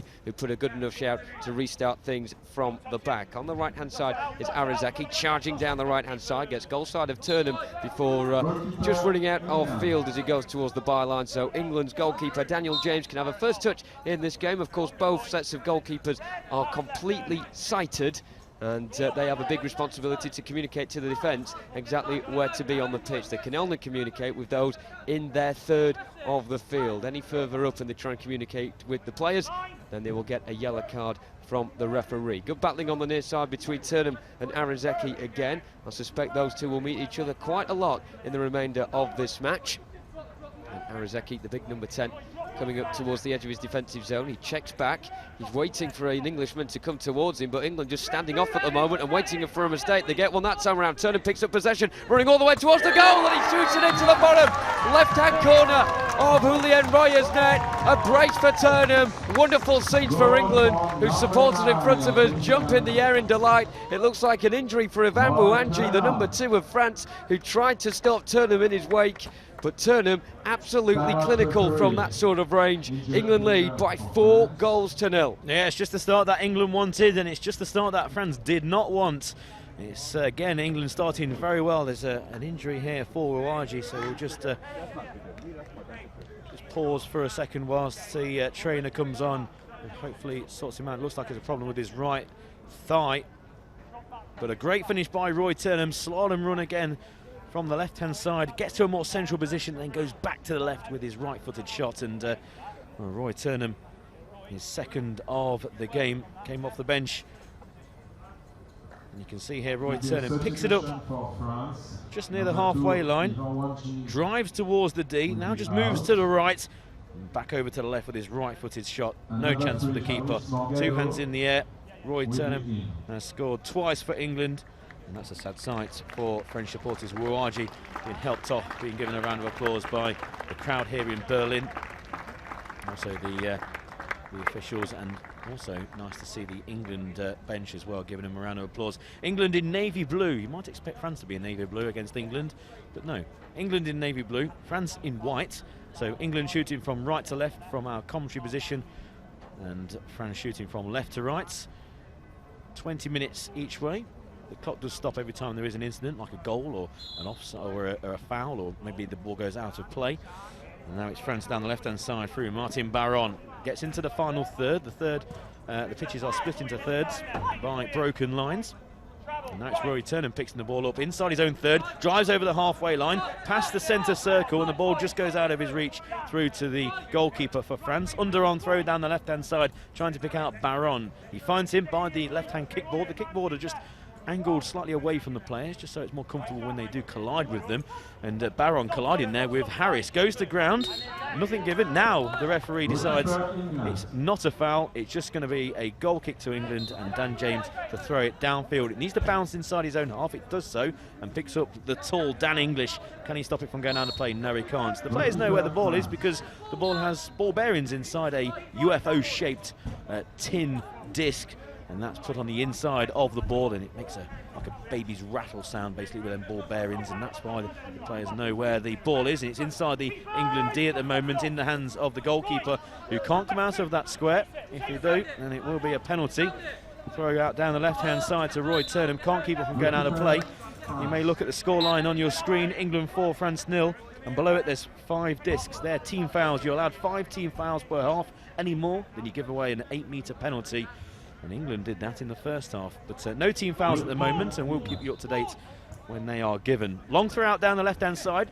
Roy Turnham picks it up for England inside French territory once again. He's got the 4 outfield players in France in front of him, so he switches play to the right. Unfortunately for him, there wasn't an England player over there. Only Baron for France, who goes over the halfway powerfully into the England third. Stops now, cuts back into the centre, puts his foot on the ball, so he locates where it is. Now just flicks it over to the right with the outside of his boot to the captain Morgado. Quickly Turnham comes across to try and intercept the ball, can't. Darren Harris is on the scene as well, the England number 8, but Morgado trying to drive into the D. Good tackle by Harris, and England looking to try and clear. They can't. It's going to be a goal kick anyway, because it goes behind from Morgado. So it's again Dan James, who's not really had a lot to do in this game. England will be topping Group A. Remember, the top 2 in each group go through. England-Germany will be 5 o'clock local time on Wednesday, 4 o'clock UK time. So make sure you join us for that. It could be a really crucial game. And obviously there's going to be a real partisan crowd here in Berlin. Looking forward to that one. Anyway, England down the right-hand side. I don't think they're going to catch that.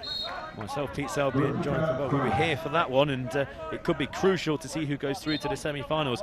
All the big boys, the Turks, and also you've got the likes of Spain and Russia. They're all in Group B, so you would say possibly the 3 big guns, only 2 will be going through to the semi-finals, possibly facing off against both of these sides.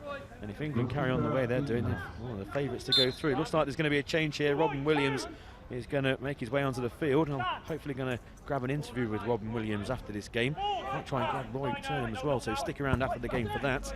Long ball down the left-hand side, intercepted by Morgado. And Morgado is just trying to locate the ball. Roy Turnham tries to pick it up for England inside the centre circle. Hopefully you're enjoying this coverage. If you are, then please let us know. Use the hashtag #TheSoundOfFootball. Here's Roy Turnham, who scores England's 5th. It's a hat-trick for Turnham. Inside the D, a right-footed shot, low past the goalkeeper's right-hand side. And Turnham, the hat-trick hero for England. England 3. Well, 3 for Turnham, England with 5. What a game for England. Who could have predicted this before, Andy? And a substitution being made right now with Robin Williams indeed being entered into the fray for England, and he will be replacing Daniel English. The England setup sees 2 joint captains, one of them Robin Williams, one of them Daniel English, and they're making way for each other there. Daniel English, of course, getting England off to a great start after 30 seconds. Robin Williams got the second, and France will restart from the centre now. Yeah, getting a bit excited there. Hat-trick for Roy Turnham. It's 5 for England. And like I said, if you're enjoying this coverage, please, hey, let us know and let your friends know. At Euro 2017 Berlin, it means you can follow all the games through Twitter and use that hashtag #TheSoundOfFootball. So hopefully you are enjoying this coverage. Any questions, then please let us know, and we'll try our best to answer them on air. And if you've got any questions for the players, then let us know, because I can ask them after the game. Anyway, here goes France once again down the right-hand side through their captain, Morgado, who runs out to play for a goal kick to England. A substitution for France as well, and this is good to see, because Ivan Ouandji will be coming back onto the field of play, despite the fact that he looked as if he'd got a suspected knock on his right knee earlier on, and he will be replacing Martin Baron. So it's not been Baron's day. The key player for France, he is the cog that keeps things ticking in the middle for them, and he's not been able to put his stamp on this match. Daniel James throwing the ball downfield. Robin Williams, a turn on the right corner of the air, real chance for the left foot, shoots and scored! England absolutely rampant here against France. They score their 6th, they match their scoreline against Romania. A second goal of the game for Robin Williams. Once again, textbook control on the corner of the area, turns onto the left foot and fires in with the left red trainer that into the right-hand corner of Julien Royer's net, who had absolutely no chance. He must be as red-faced, Julien Royer, the same colour as Robin Williams' trainers, because it's been a long afternoon for the French, and their coach, Samiat Gassama, will have a lot to ponder over after this one. Of course, France have had Germany, the other tough team in this group, and England still have them to come as well. So there may be a bit of a silver lining for France, in as though they have the weaker teams to come. But it's certainly not the ideal game for them as well, and a real hit to the goal difference. It's Robin Williams, the goal scorer, just nudging things out of play there and putting it out for a corner on France's left-hand side. And the captain, Fabrice Morgado, goes to take. His father, the guide behind the goal, is there as well. The guide is tasked to be able to tell the attackers in the attacking zone past the broken line whereabouts they need to go in order to find a route to goal. So a corner for France left-hand side, and it's the big Arezki bulldozing his way towards the edge of the area, but Seal is just as tall, just as quick and just as strong, and manages to get to the ball before him. They're tussling away on the right-hand side now on the defensive broken line. It goes up the right-hand side and out towards our left for a goalkeeper's ball. Looks as if there's going to be a timeout called here, and I'm not sure if this is because Ivan Mouangi, the player who's just come on, the number 2 for France, has been told by the referee, "Are you sure you are fit enough to continue?" He was stretching his leg during the corner, and he is now being limped off the field again, chaperoned by the official. And it was a very short cameo appearance for him. We thought he was be able to be resurrected into the side, but quickly that has been ended. And back on to the pitch instead will be the number 7 for France, Gaël Rivière. In fact, it's Jérôme Pennisson deputising today, and it was a ball down the line. Mouangi tried running, and I think something's gone in his right leg there, and he's realised he can't continue despite the fact he wanted to. France getting things restarted, coming towards the halfway line, dead centrally, drifting towards the left-hand side now. Labar, still in a central position, he's got 4 navy blue shirts in front of him, he tries to shoot all 4 of them, and the ball just ends up at the shins of Kerin Seal, who clears it down the right-hand side. Arezki now coming down the left, being battled away now by Robin Williams. Robin Williams managing to keep to his feet well, alongside the kickboard on the far side in front of the England dugout. It ricochets into the centre. Arezki not giving it up though, loses track of the ball as he gets to the right corner of the area. And now in the corner on the near side, battling away, he and Kerin Seal trying to win possession back. Seal succeeds and manages to clear it out as well, and it could be a great counter-attacking ball diagonally towards the right-hand side. In the attacking third is Roy Turnham, the hat-trick hero for England. Turns it in centrally past the broken line in a wide arc. He goes to the left corner of the area now, left-footed shot, toe pokes it past to the near post, and Julien Royer can just watch that sail wide of his upright. But once again, Roy Turnham, the key danger man. Yeah, hat-trick hero Roy Turnham really tearing the French defence to absolute pieces at the moment, and here come France over the halfway line, but once again losing possession and playing very poorly, the French. They've already beaten the host nation Germany by 2-1. They were an awful lot better in that performance. Here's the substitute Arezki back to the halfway line, being pushed back by the diminutive Darren Harris, but what he lacks in the size, he makes up in determination and also an awful lot of skill. France are back inside their own half, try and switch from the left to the right-hand side where Morgado, the captain, is operating. He's down inside England's third, trying to keep the ball from going out of play. He can't, so it's going to be an England restart. The goalkeeper, Dan James, with his throws, it has to land inside the England half at least once, so his long throw out just bounces in England half, straight down to Robin Williams, who can't control this time. Not said that many times in this tournament so far. He's one of England's star performers, and they'll be looking for him when they get further on in this tournament, possibly through to the semi-finals and further. Arezki inside the England D, free kick awarded just outside the D by the referee, so a dangerous moment here. France, they're going to get back into this game somehow, or maybe even just get a few consolation goals. They're going to need to from opportunities like this. So this is the first foul of the second half. Just for tripping, there's going to be a substitute coming onto the field. So that's the first team foul conceded by England. Now they're allowed 5. And if there's any more than 5, then they result in 8-metre penalty kicks. Players can get booked. One of the questions that has been asked using the hashtag The Sound of Football, or maybe one of the live streams that you're watching this through. You can get booked, and there are sendings off, just like in 11-a-side, that many people will be more familiar with. But with the team fouls, you're allowed 5 in each half. any more than that and you'll get an 8-metre penalty kick. The D is actually 6 metres, so if there is a penalty for a foul inside that D, it will be from 6 metres, an awful lot closer. Right, France with this free kick from around about 8 metres. All 4 England outfield players in a wall.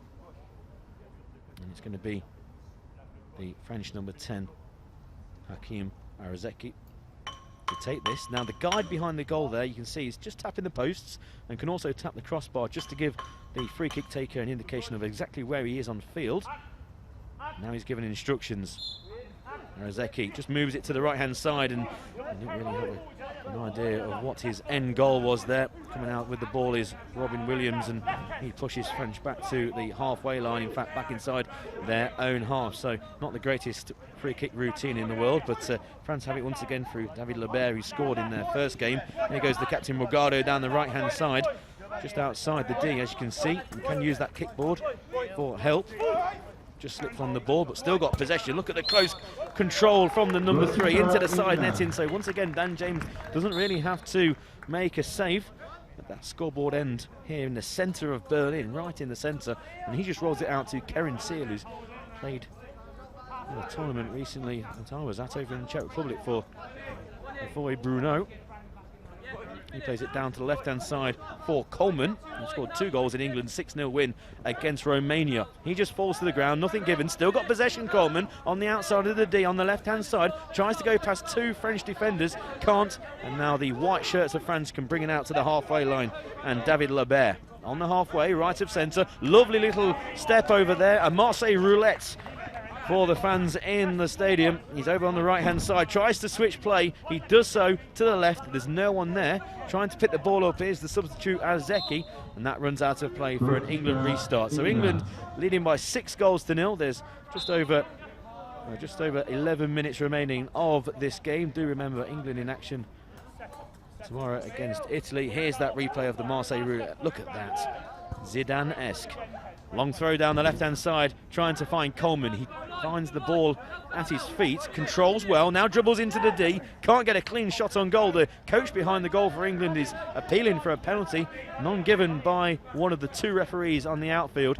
And now the throw down the left is picked up by Robin Williams. Well won back by Arazeki, who missed up on that chance earlier with that free kick. Arazeki shoots from distance straight into the legs of Darren Harris and Robin Williams, but it's still with the giant number 10, Hakim Arazeki. Shoots from distance wide of the right-hand post, and another restart for the English goalkeeper with that size 4 football. Obviously you'll be used to the 11-a-side game, maybe a size 5. This is a size 4. Straight throw downfield, takes a deflection straight through to the French counterpart. He rolls it down the left-hand side. And those ball bearings inside making the noise that the players are following. The goals actually in blind football, they've been extended. You can see they're 66 centimetres wider than they previously were, 33 centimetres higher, so an awful lot bigger, trying to increase the amount of goals. Many games in semi-finals and quarter-finals of competitions have ended in 0-0 recently, so they've extended the size of the goals. How about that in possibly 11-a-side football? Anyway, we'll wait and see. I do like the idea of having 2 referees on the field. They can overrule each other if you get a better view. Lovely little flick there by the French number 8, David Lebert. We had that earlier in the game with Georgia, but he can't control it. It comes off an English boot last and a corner to France. It certainly will be. And the attempts from David Lebert there of trying to be a bit of a freestyle footballer. It's all well and good him trying to do that, but France needs 6 goals in the next 10 minutes.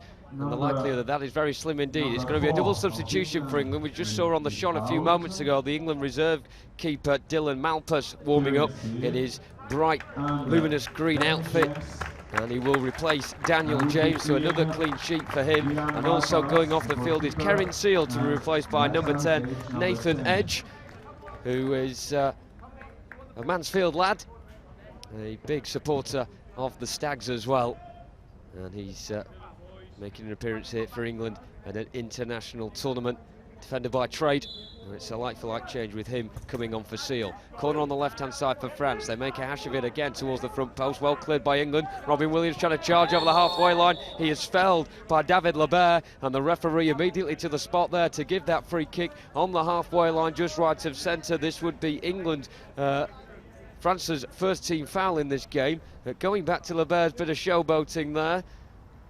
maybe a 6 out of 10 for execution, but the idea was certainly there. The England manager in the background, actually, John Pugh, complaining that the ball being trapped between his feet should have been an infringement. One thing that is an infringement is a yellow card for David Lebert for that foul down the other end on the halfway line on the right-hand side. So a first caution of this match, a free kick for England, just right at the centre circle, standing over it, Brandon Coleman, the number 7, and Robin Williams, the number 6. Yeah, just to show you there, players can get booked in blind football. 2 yellow cards obviously equals a red card. And it will be Robin Williams from the halfway line. So Robin Williams with another mazy dribble down the right-hand side, past one player, good tackle coming in by the French number 8, Lebert. It's inside the final third for France though, and they've got their 4 men back, and England just retreat back into their own half. England in navy blue, and that ball downfield is going to run out of play for Dan James, who's now actually off the field. So it's the English substitute goalkeeper Dylan Malpass who is in goal, and Dylan with his first touch of the ball. Do remember obviously that the goalkeepers are fully sighted and they can tell their defenders exactly where's the ball and what's going on and what to do, as well as at the other end of the field behind the goal there is a coach telling the strikers exactly what to do and where's the goal. Here come France up to the halfway line. Lovely little step over again, this time into an England wall of defenders, and it goes out, and it will be a corner to France, but maybe just one trick too many in the centre. Timeout being called by the referee, and I think it's because Daniel James is having to do the laces of his fellow goalkeeper for England, Dylan Malpass there just in the corner. Something that you don't often see. It's like back to the Sunday League days where you get your dad to get down on his knee and do your laces for you. But Dylan Malpass now has secure footwear, and the important thing for him is having a secure defence in front of him. He's allowed out of his 2-metre rectangle for now when the ball is dead, so that he can just drag his players into position so that they're aware of where to be. But France have the corner on the left-hand side. They're looking menacing at the moment, the French, but they've got a big task ahead in order to pull back this 6-0 deficit.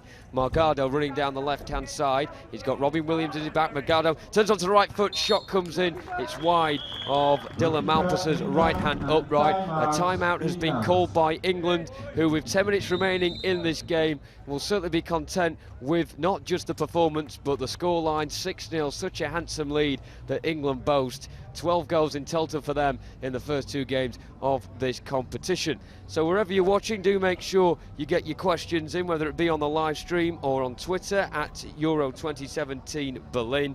The hashtag is the sound of football.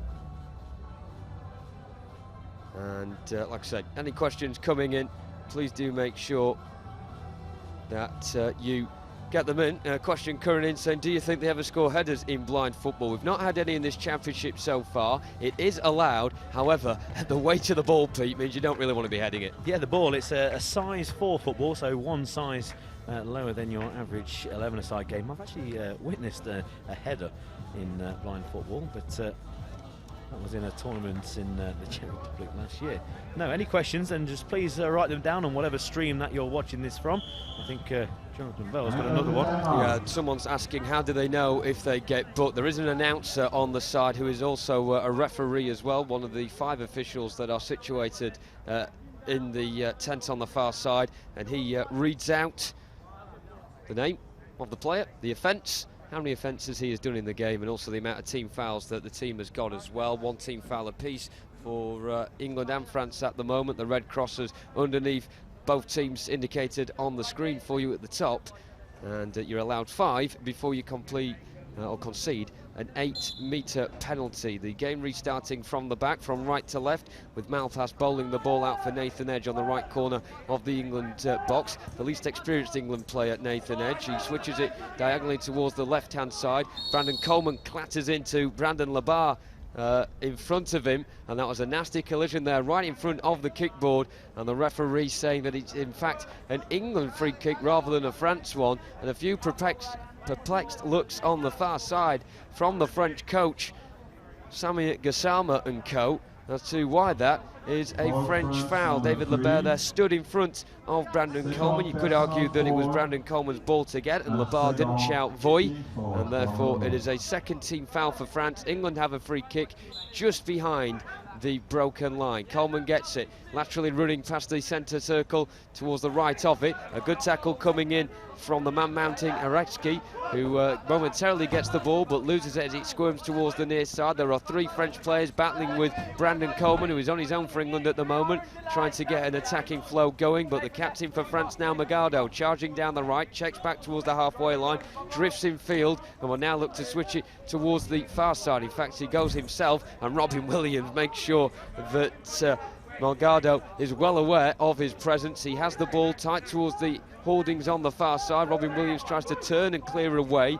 It then ricochets back to the right corner of the England box. Harris struggling to clear it, and that's because Arizeki is still on the screen, persistent as ever on the left-hand side. Harris is in his back trying to hassle and harry and force him back into the neutral zone. He does so as well, and Arizeki onto the halfway line now. He's dead central and doesn't really have much idea what to do with the ball because there are 4 England players in front of him. Of course, the shouts of void being called, so the players are all blindfolded, completely unaware of what's happening in terms of using their sight, but the shouts around them and the sound of the ball gives them a good indication as to what is going on. And the physicality of this sport evident with the collision earlier on between Coleman and Magado into the near hoardings. England start though from the back with their goalkeeper Dylan Malpass. He bowls it out to the left hand side. Yeah, Malpass over to the left where number 7, that's Brandon Coleman's operating, 2-goal hero of the game against Romania, which kickstarted England's European Championships campaign with a 6-0 victory, and of course 6-0 up here against France. France, I would say, are an awful lot better than the Romanians. It's on the left with Coleman inside the French third. He's got 2 Frenchmen on his back. He's using that kickboard, which is just arched away from the players, just to give it a bit more safety when they do collide. They can use that kickboard to pass the ball down the right or the left-hand side. It's going to be a corner to England, just like you would maybe if you're playing, say, indoor football. You can use the wall here on the sort of IBSA blind football. You can use the kickboards on the right or the left. Substitution for France. And coming off is number 3, the French captain Fabrice Magado. And on will be David Lebert, who scored a wonder goal really against Germany in their opening game. England with a corner from the right-hand side. There are 7 minutes remaining. England leading by 6-0 on your screen. You can see crosses below England and France. That's team fouls. You're allowed 5 before any more than that will be given as 8-metre penalty kick. So 1 England have conceded in this half. France have got 2. So I don't think there's any danger of those so far. England actually conceded a penalty foul in the first half, which was unsuccessful. But England from the right, Darren Harris. Looks like he's going to take this, the diminutive number 8, although very quick, very skillful player. Been around the blind football scene for quite a while. This is the IBSA Blind Football European Championships here in Berlin. England, looks like they're going to be 2 from 2 and maybe 2 6-0 victories in Group A.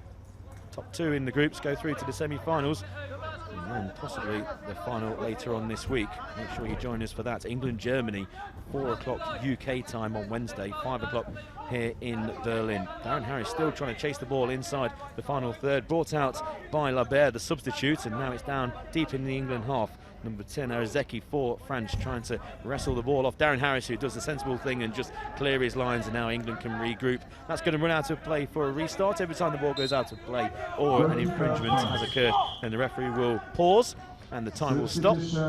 Another substitution here for England, and coming off will be number 6, Robin Williams.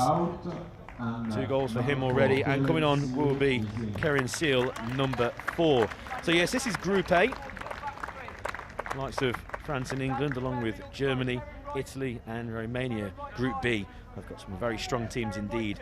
Spain, Turkey, who are the defending champions, and Russia are the top 3 really in that group. So one of them will have to probably face off against England in the semi-finals. Long throw-out just goes straight out of play for an England restart. Of course, the goalkeepers are fully sighted, and they do control the defenders as well. They tell the defenders what to do. So they act as a bit of a coach. There is a coach behind the goals as well, where they're attacking, just to give more help for the strikers. Long ball forward for England from the right-back position down the left for Coleman. Can he stop it from going out to play? Yes, he can. He's now going to trot back to the broken line, which identifies the 3/3 of the field, and maybe drift inside, but he's tackled well by his counterpart, number 7, Gael Riviere. And France, well, all they can do is just try and clear it from their half. There've been no real goal threat in this game. Here comes Labert. Up past his own broken line, goes over to the right, now cuts back to the left. loses the ball and runs into Darren Harris, who did his job. Goalkeeper. It goes out for another restart for England, who have been in command all the way through this game. Make sure you follow us on Twitter at Euro 2017 Berlin. That's a great way to follow this tournament. You can see the scores coming through, maybe if you're at work, and then you can get any updates on the group stages and then maybe the latter stages. Here's Coleman inside the D. Right-footed shot nestles into the top right-hand corner. It's 7th heaven for England. It's the 7th goal for England, scored by number 7, Brandon Coleman. He scored 2 in the first game against Romania. England scored 6 in that game, and they've gone one better here. It's 7 for England, and it looks like they're going to make it 2 from 2, and very comfortably against, again, a French team who managed to beat the host nation Germany in the opening game for them in this Group A. In Group A, well, it will be topped by England. Germany are up next against Romania, and this is going to put a lot of pressure on them. They're expected to win that game, Jonathan, but this is going to keep a bit more pressure on them. Absolutely is. Great from an English perspective, but France really must be shaking their heads at the moment. How on earth has it got this bad for them? A positive display against Germany. They won by 2-1. Don't forget yesterday. And today, they've just completely lost it. As England have it midway inside their own half. It's Seal running forward, just right of centre, losing track of the ball, and behind him is Gael Riviera. I do wonder sometimes with the England players being so tall, their ears must be that far away from the belly of the ball. It must be difficult to hear it on occasion. And the battle just over the halfway line being won by France this time around in a central position inside the centre circle. Riviera trying to bundle his way forward. But France really struggling here to break down this England defence, who are standing very resolute indeed. Then it's the two players on the far side getting very cosy with each other at the moment. And in the end, coming out on top is the French number 10, gets to the right side of the area. And now cuts inside on the left foot, tries to shoot, he slips. Nathan Edge falls over him as well. And the ball, gladly for Dylan Malpas, rolls into his area. He can pick it up and bowl it out and get England back on the counter charge. Left-hand side, Brandon Coleman, the man who just scored that 7th England goal, wriggles his way towards the centre of the field before switching it to the right. And Darren Harris on the right, forced up towards the kickboard, turns really nicely inside, but coming into his back is David Labar, who manages to nudge it out towards the near side. He carries on his run as he now tussles with Brandon Coleman. Not much room on this pitch for France at the moment. England covering every single blade. And Coleman running into the direction of Darren Harris, who has to just run out the way. He collides into the kickboard as he does so as well. Coleman in a central position, faces out towards the left-hand side, and Seal with possession, darting towards the left side of the area. Good initial tackle from Labar, but still persistent, squares it across the face of the edge of the area. Coming back though is Hakim Arzeki, and if you can have a man of the match for France, it would be him. He really has put some fight and determination into this game, in a game that France have really lacked any sort of passion and needle and the quality required in order to overcome England. He comes forward now, well met though by Seal, just left of centre. Coleman now picking it up on the edge of his own centre circle, out towards the right-hand side.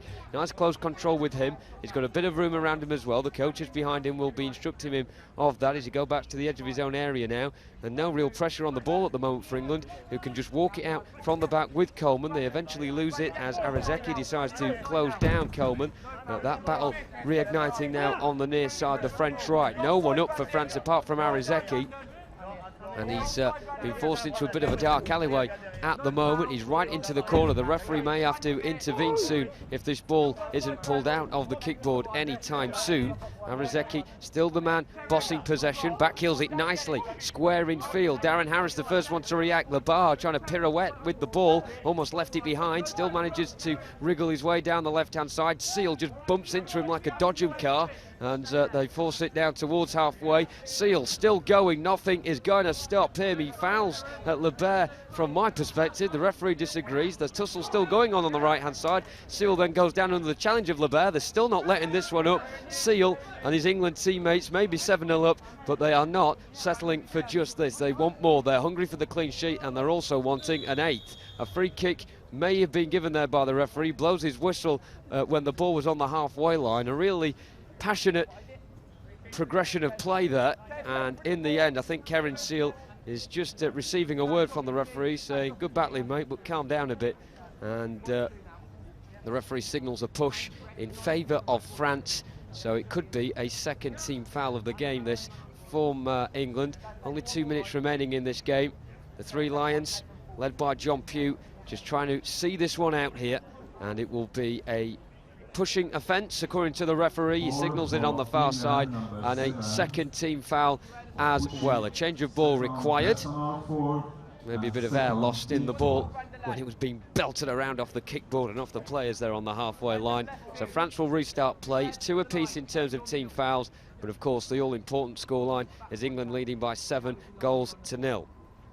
France will restart play just over the halfway line, with Gaël Rivière stood just behind David Lebert, and Rivière will roll it forward for Lebert, who belts it towards the left-hand side, missed by Harris. Could it be a crucial error, this, as far as France are concerned, because Arizeki has possession, backheels it through the legs of Harris. Really nice skill from Arizeki, left corner of the area, fails to control it, however, and Lebert picks up possession on the left-hand side, tight to the scoreboard.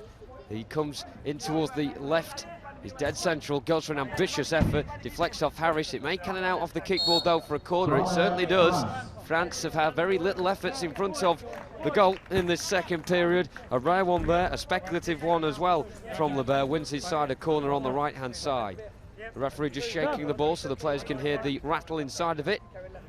And taking this one will be Arizeki, right-hand side, trying to arc his run, then chops back towards the byline instead. It's been well marshalled by the number 4 Seal in that corner. The referee holds it up and says it's a free kick against France. I don't know what he's signalling there, the official. I think he's saying that the number 10, Hakim Arizeki, was more concerned about keeping the ball next to the kickboard rather than try and get it towards the goal. So England will have a set piece deep inside their own half, just a couple of metres away from their own byline. You can see the British flags fluttering away to the left of the screen. It's a windy day here in Berlin, but it's been a very positive one for England. Probably appreciating the climate here, because it is very much like home at the moment. Pretty chilly and not much sunshine. The ball played down the middle by England. A chance to round this off with Coleman, right corner of the goal area. He will turn on a dime on the right corner of it. He's got his back towards the goal. He still manages to keep up possession. France retrieving back here. Coleman into the area, goes down. The referee says get up, but it will be a corner on that far side, the right. That could have been a penalty call there. And a very interesting decision for the referee to make. He decided to give the corner rather than the foul. So Coleman on the right-hand side will now go across and take this one. Karine Seal also going there as well. 2 very leggy England players, and they're managing to waltz their way into the penalty area this time around. Seal gets to the byline but overruns it, and France will start from the back. Can they get a goal back in this game and maybe make their goal difference seem a little bit better off than it currently will be after this? They'll be on -6 goals after their 2-1 win against the home nation Germany yesterday, and Lebert trying to do a Marseille roulette. That certainly didn't come off there. Almost ended up with Piney's face as well as Carol Seal's hand, and it's picked up by England in the centre, who will try and marshal the ball over the halfway line. They succeed as well. Lebert right-hand side, just outside here, D. Clears it towards the far side. A good diagonal ball from him if there was somebody there in a white France shirt. Unfortunately for them, there isn't. It can easily, for England, go off the kickboard and rebound behind for a goalkeeper's ball. England really slowing things down here, and Dylan Malpas will just bowl the ball down the centre, ask the French defence some questions. They're not answering them very well here. Coleman, right side of the area, will be being encouraged to shoot by the trainee behind the goal. Lebert comes clattering in, wins the ball, and it goes out towards the far side. Coleman retrieving, trying to stop Arizeki, who's had a very good game for France. As far as they're concerned, though, a dismal team performance all round. England winning this one by a very handsome scoreline, an incredible scoreline, as the rampant 3 Lions win this one by 7-0. David Lebert of France takes off his blindfold and sits in a heap on the edge of the centre circle, reflecting on what has been an awful 40 minutes of football for France. As for England, though, if anyone was doubting their recovery from disappointment in Hereford in 2015, they have certainly answered the questions there. John Pugh's men have been outstanding from minute 1 all the way to minute 40. A hat-trick for Roy Turnham, a brace as well for Robin Williams, coinciding with Brandon Coleman getting on the score sheet for his 3rd of the tournament, and also Daniel English matching that tally as well with a goal.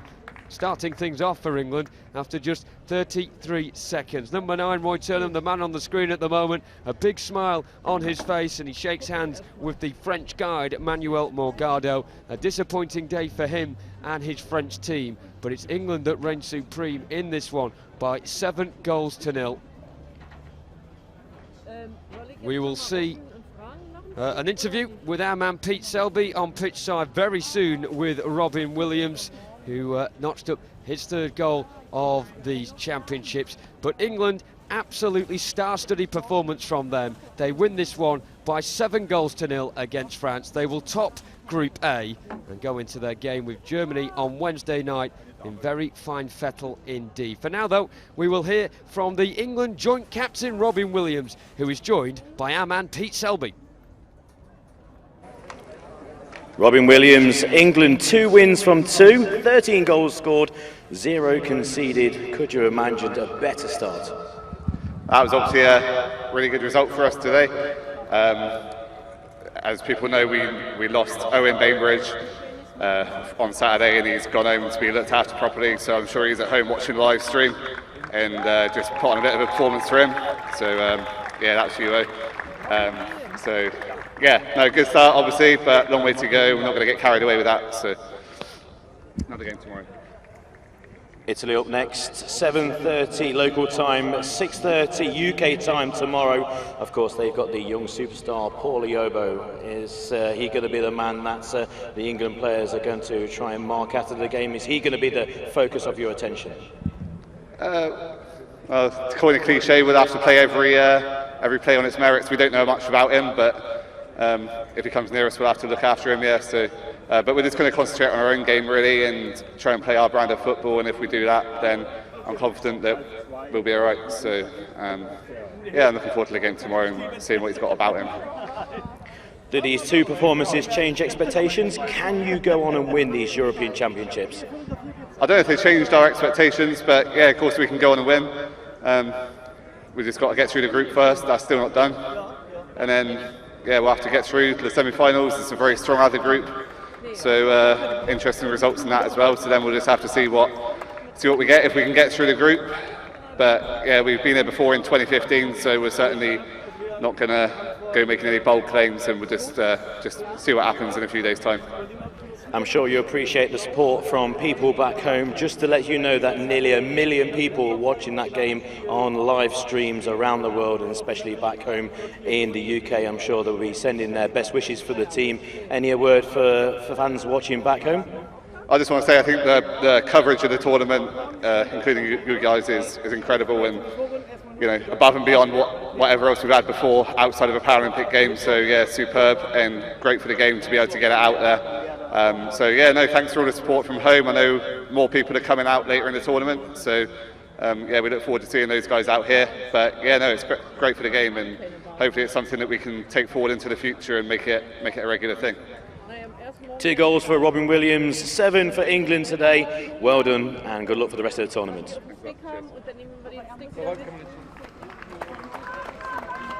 Well, isn't that absolutely fantastic? 7 goals for England here against the team that had already beaten the hosts of this competition. Do we dare dream as England supporters? I'm not sure. We'll come to that in a few more games' time, shall we? The group stages are up on your screen now. England 7, France 0 right now. Germany against Romania at 7:30. German time is the next game and final game of day 4. Romania will take on France. England are top of the table, plus 13 in the goal difference column. They have 6 points. Alongside me is Jonathan Bell. Let's take a look now, Jonathan, at the goals that you've already described once tonight, and some of them are absolutely special. Wonderful stuff, and of course England got off to a great start in the first half with a goal after 33 seconds. Only a couple of minutes for them to get on the score sheet as well in the second. Roy Turnham, England's hat-trick hero, just waltzing his way past 3 white shirts, and as he gets to the right corner of the penalty area, the shot, look at that, clean as a whistle as he hits it with that right foot. The goalkeeper stretches his leg as far as he might, but that ball drilled past him there into the corner. No chance for him. England have got their own deadly players. A conversation there with Williams about Iobo of Italy, and he just said, you know, if he comes near us, we'll sort him out. Well, France have got a few star players themselves. We saw that yesterday against Germany, but you would not not have thought it in the way that England played the game today. Superb defending. Of course, the headlines will be grabbed due to their offensive performance, but defensively as well, England were absolutely faultless. One word as well, Alan. John Pugh said coming into this tournament, the one problem England had in Hereford 2 years ago in the European Championships there was that, yes, they could score goals. They scored 15 in total. However, it was that psychological edge. We were building this as a massive game today. 1 million views online as well, and England have responded with an absolutely faultless display. You know what they say, what happens in Hereford stays in Hereford. A totally different side, it would seem, here in Berlin. An England team that have arrived here in Berlin and have just set fire to the competition. 6 against Romania, and it's 7 now against France. And there is number 7, Brandon Coleman, capping off what has been a super performance, and the fist pump behind the goal from the guide there. It's been a big relief, not just for the players, not just for the coaching staff, not just for the supporters that have made the trip from Stansted, Gatwick, Heathrow here to Berlin. All the backroom staff are very much delighted with that England performance, and so they should be. 20 shots on target to 12 for England, 7 of them nestling into the back of the net, bulging the Berlin nets here in this wonderful tournament. What's coming up next? Well, this is exactly what we've got next. The host nation need to get another victory under their belt as well. Germany take on Romania at 7:30. Yes, that's just 45 minutes away until kickoff. So we're going to take a short break here on this programme of the IBSA Blind Football European Championships. Once again, nearly 1 million views on Facebook of this game. Thank you very much for watching. We'll be back with you in a little while.